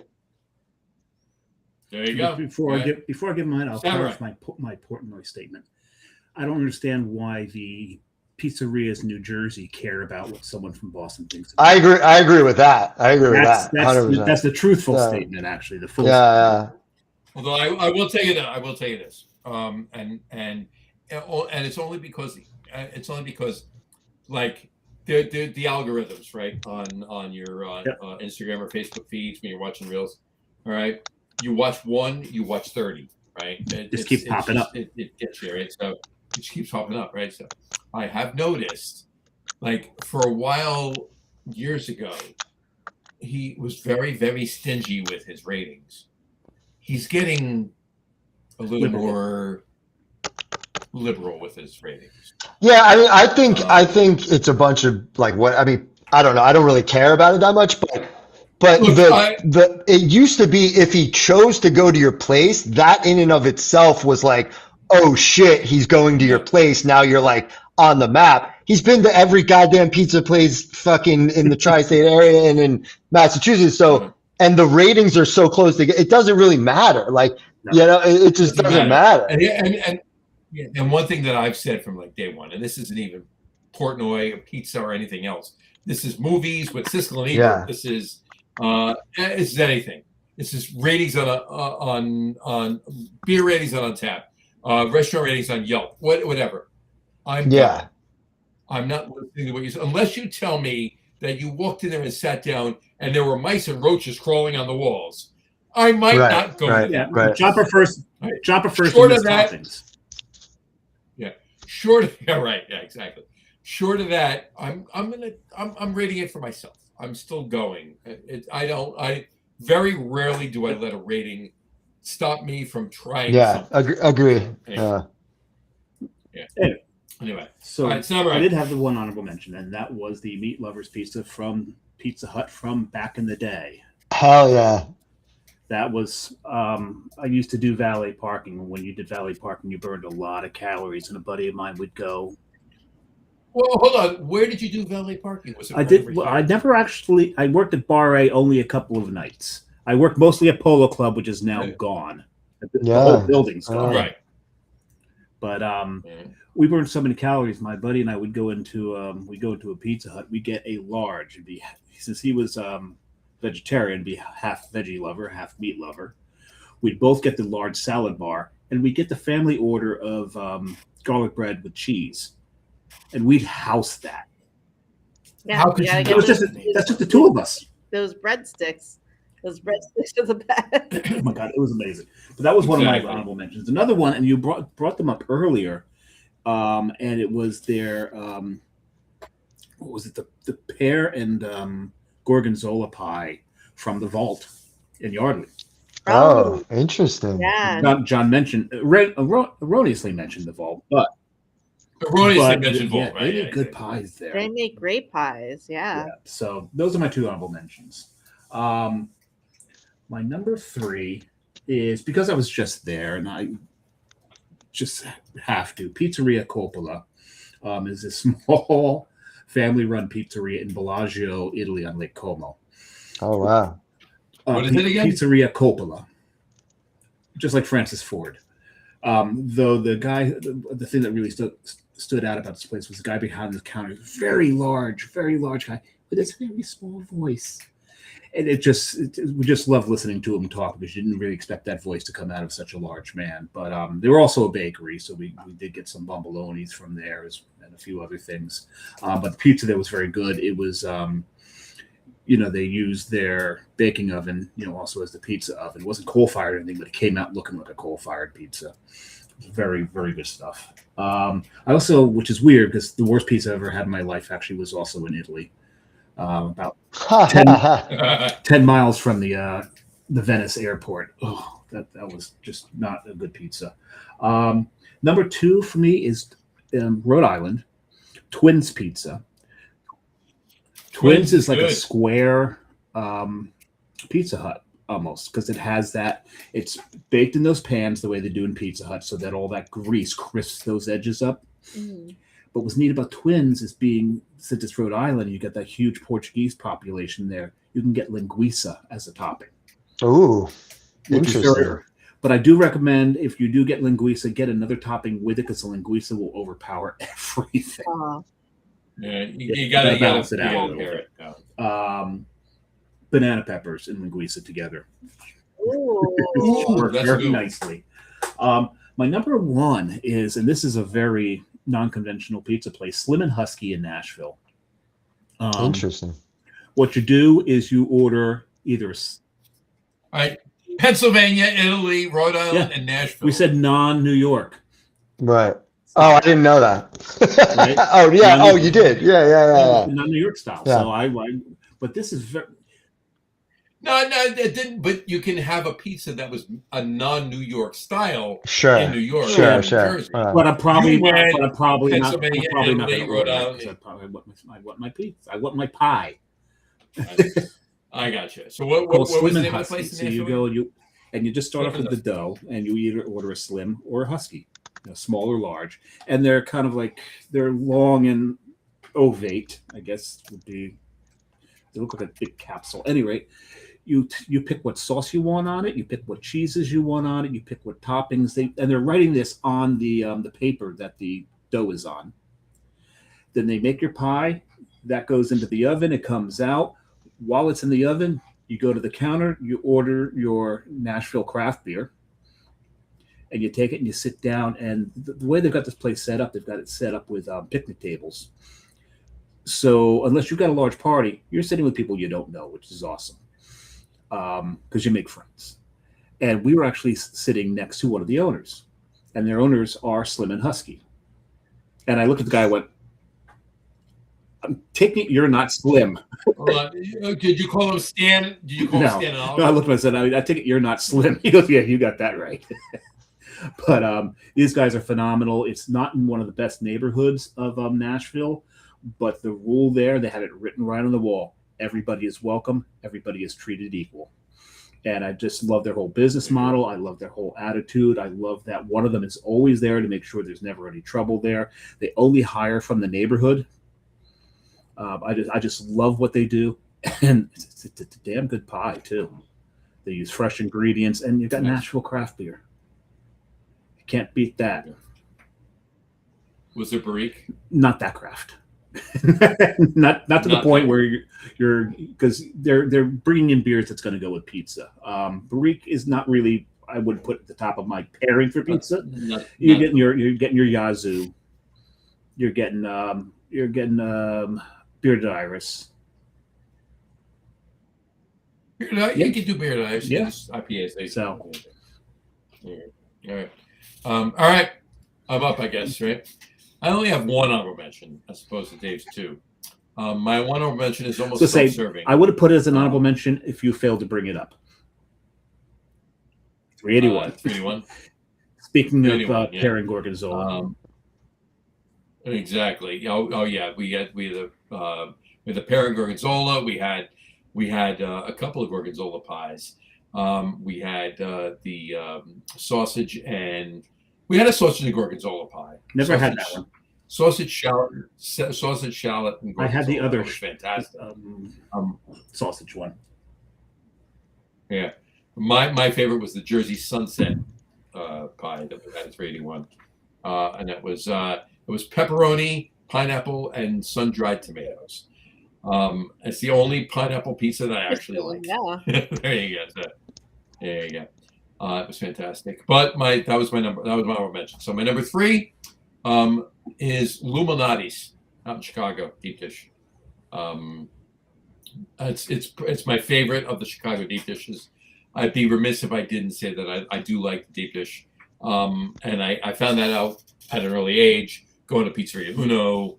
Whenever they had that, obviously Luminati's blows away any Pizzeria Unos. Obviously, when I got out to Chicago when I was older.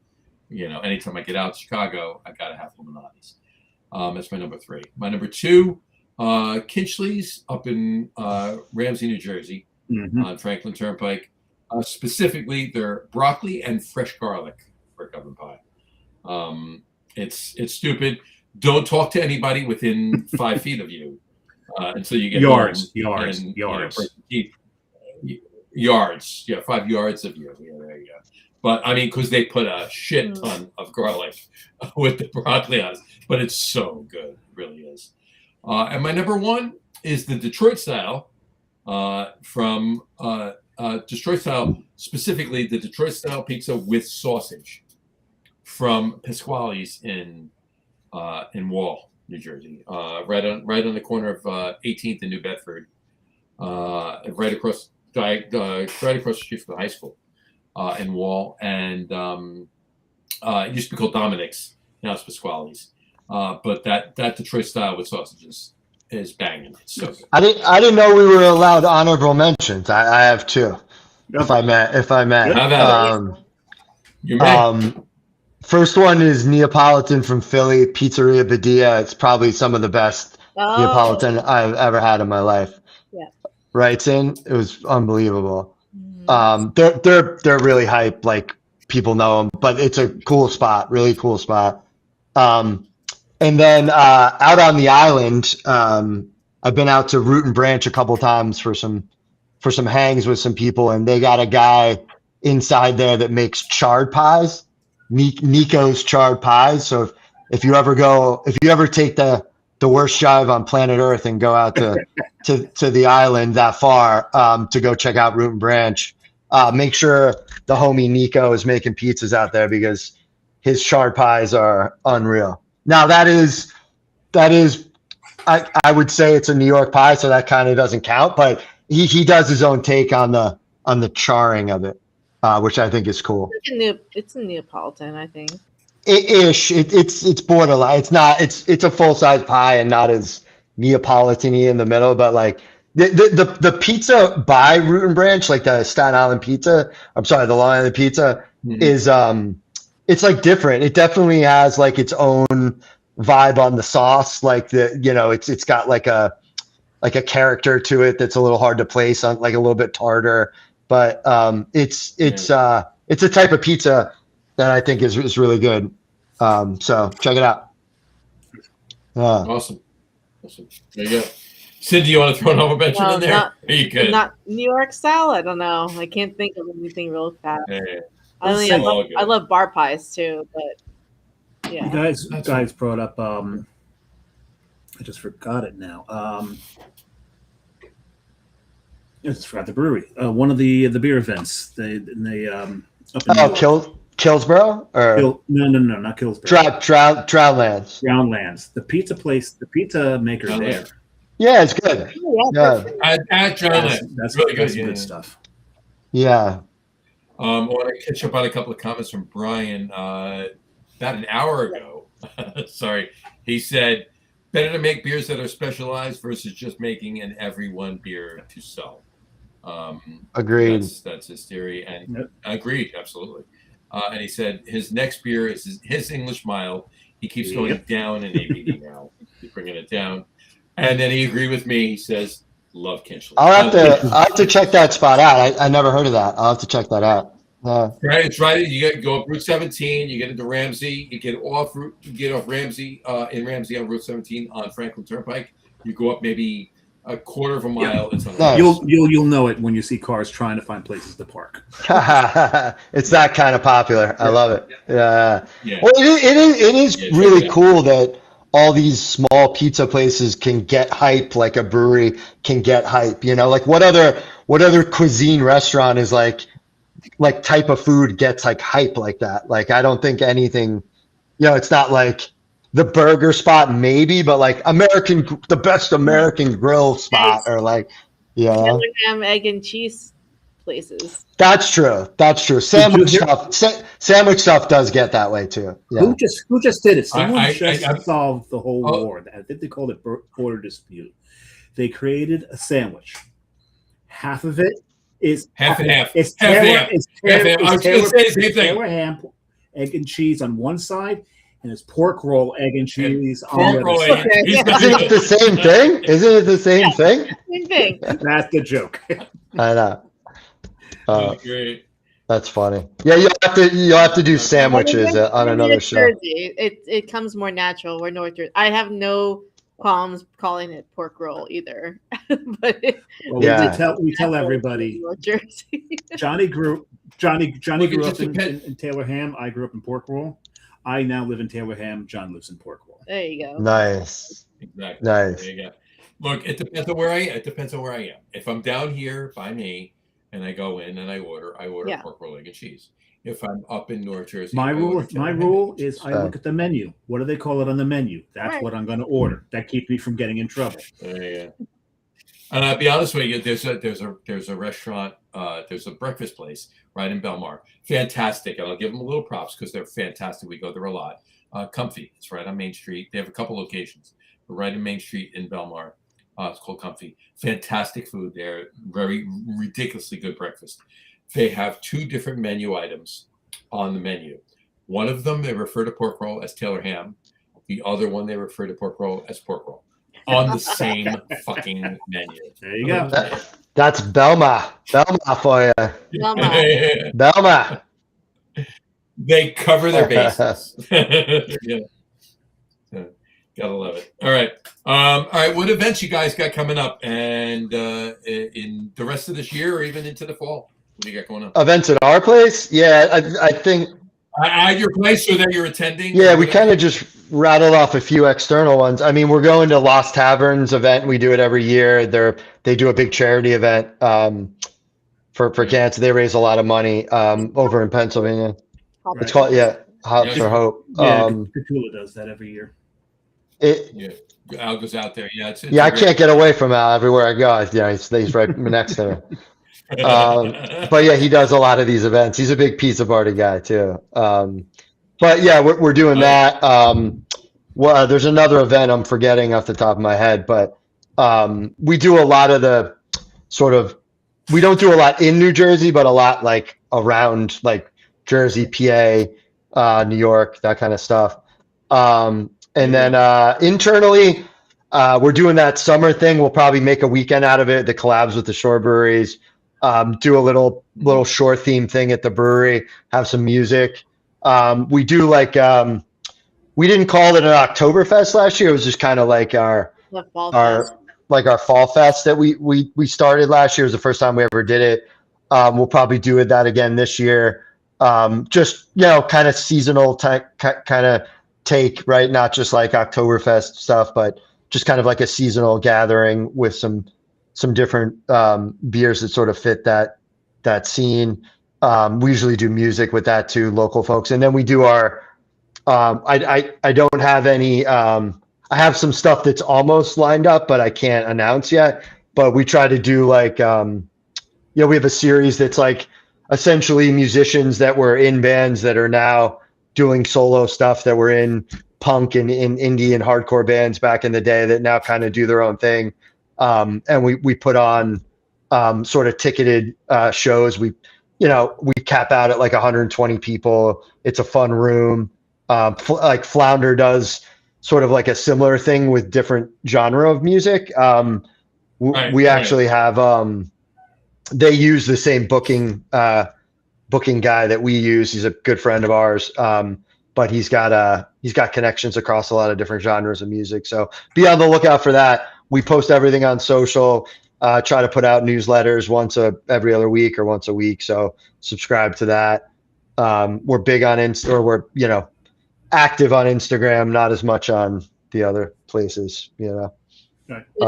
We don't know what TikTok is. No. We don't either apparently. So on the log, I've capped out my number of social media outlets. To my children's chagrin, that are in their early 30s and late 20s. So they're Dad, come on, Yeah. So, but that's awesome. That's awesome. Yeah, check it out, people. Everybody, check out everything that Tim and Cindy are doing. Frank and everybody over at Twin Elephant. on their socials, on of course Facebook, but obviously they're more active on Insta, as Tim just said. Check out everything going on over there. Look, guys, we want to thank you for coming on. This was a fantastic show. I'd be remiss if I didn't say. Shit, I just forgot. What You would be remiss if you didn't say. You are, man. You'll remember it. Well, yeah. I mean, while you're thinking of it, really appreciate you having us on. You know, we try to do these things when we can. It's not always easy to get us. You know, we're pretty active folks with lots going on, but I'm glad we found the time to do this. I'm glad we had this time together. Yeah. Just to have a laugh. I genuinely think it's really cool, folks like you guys that put a lot of time and effort into doing this kind of thing for the community. You know, it's awesome. Oh, thank you very much. We appreciate it. Yeah, we love doing it. We do it. I mean, it wouldn't be a Tuesday night like the 2 or 3 or 4 Tuesday nights a year right. We take off. It feels different. Yeah. Well, there's a couple times I'm taking it off because I'm flying somewhere. Right. Or one of us is on vacation, or yeah. Well, like for the rest of we're not going to take a day off for the rest of the year. We just talked about this before. I'm going to be on vacation one of the Tuesdays. He's going to be on vacation another one of the Tuesdays. But we're going to do shows there. Oh wow! So he's going to do a show while I'm on vacation. And I'm going to come on for like 10 minutes for my trip, and then vice versa. Sometimes on vacation we do a full blown show. When he's on Nashville, I was in St. Elmo Brewing. We did the show from there. Nice. The one in Italy though was, I think, the most fun. That's cool. Italy, yeah. When you were Urban Farm, right? It was Urban Farm. Yeah, Fabio or Paolo. Yeah. Fabio, Paolo, both of them. Fabio, Paolo. Yeah, that was fantastic. But yeah, no, definitely check out everything these guys are doing. We love the beer. We're so happy that you guys are doing. Oh, that's what I was going to say. Really quick, what's your distribution footprint? Because you mentioned obviously other states. Just let everybody know, because obviously this podcast doesn't just go out. Yeah, it's not just Brian and Vanessa. Yeah. But if Vanessa proves it goes not just Brian and Vanessa. So we're in New Jersey. We're in Pennsylvania. We're in upstate New York, not New York City, but we're like Rochester area. The Hudson Valley, a little bit of the Hudson Valley starting to, we just Buffalo, started, but it goes up to Buffalo too, like up there. Yeah, right. Yeah, Buffalo. To Rochester, not to Buffalo, right? And we just started up in Massachusetts and Rhode Island again. We're distributing to Europe, so Lance and Netherlands, and then they distribute to like Denmark, and I mean we've seen check-ins in Portugal, like cool. Kind of all over the place in Europe. We send stuff to China, so it's kind of all over China as well. And we just we might start doing Japan soon too. Very nice. Very nice. Amazing. Awesome. Well, seriously, I give you one of these. You might. Nice. Get that beer out there. You might be our guest with the widest distribution we've ever heard. Easy. 100%. We've had guests in different areas of the country, in Italy, in Ireland, it's a little bit here and there. I mean, we've also sold down to like the Carolinas before. Yeah, we've been in the Carolinas. We've been Virginia, Maryland, a little bit. The market's not as prevalent there for New Jersey beers, because they have so much of their own. So. Yeah, it also kind of ties to like some of the event-driven stuff that we do. Like if we go down and do a festival down there, and then we work with a distributor again in the festival, and they want to take a pallet, to kind of spread around during the festival, that turns into a subsequent pallet maybe down the road or whatever. Like if we sign the paperwork, you might as well send beer down. Yeah. You might as well send beer. Absolutely. 100%. I agree 100%. That's awesome. Well, again, thank you so much for coming on the show. We really appreciate, as much as you appreciate us doing what we're doing, we appreciate what you're doing. And we appreciate you taking your time out to come on the show with us too. Because this show wouldn't be what it is without you guys. Sure.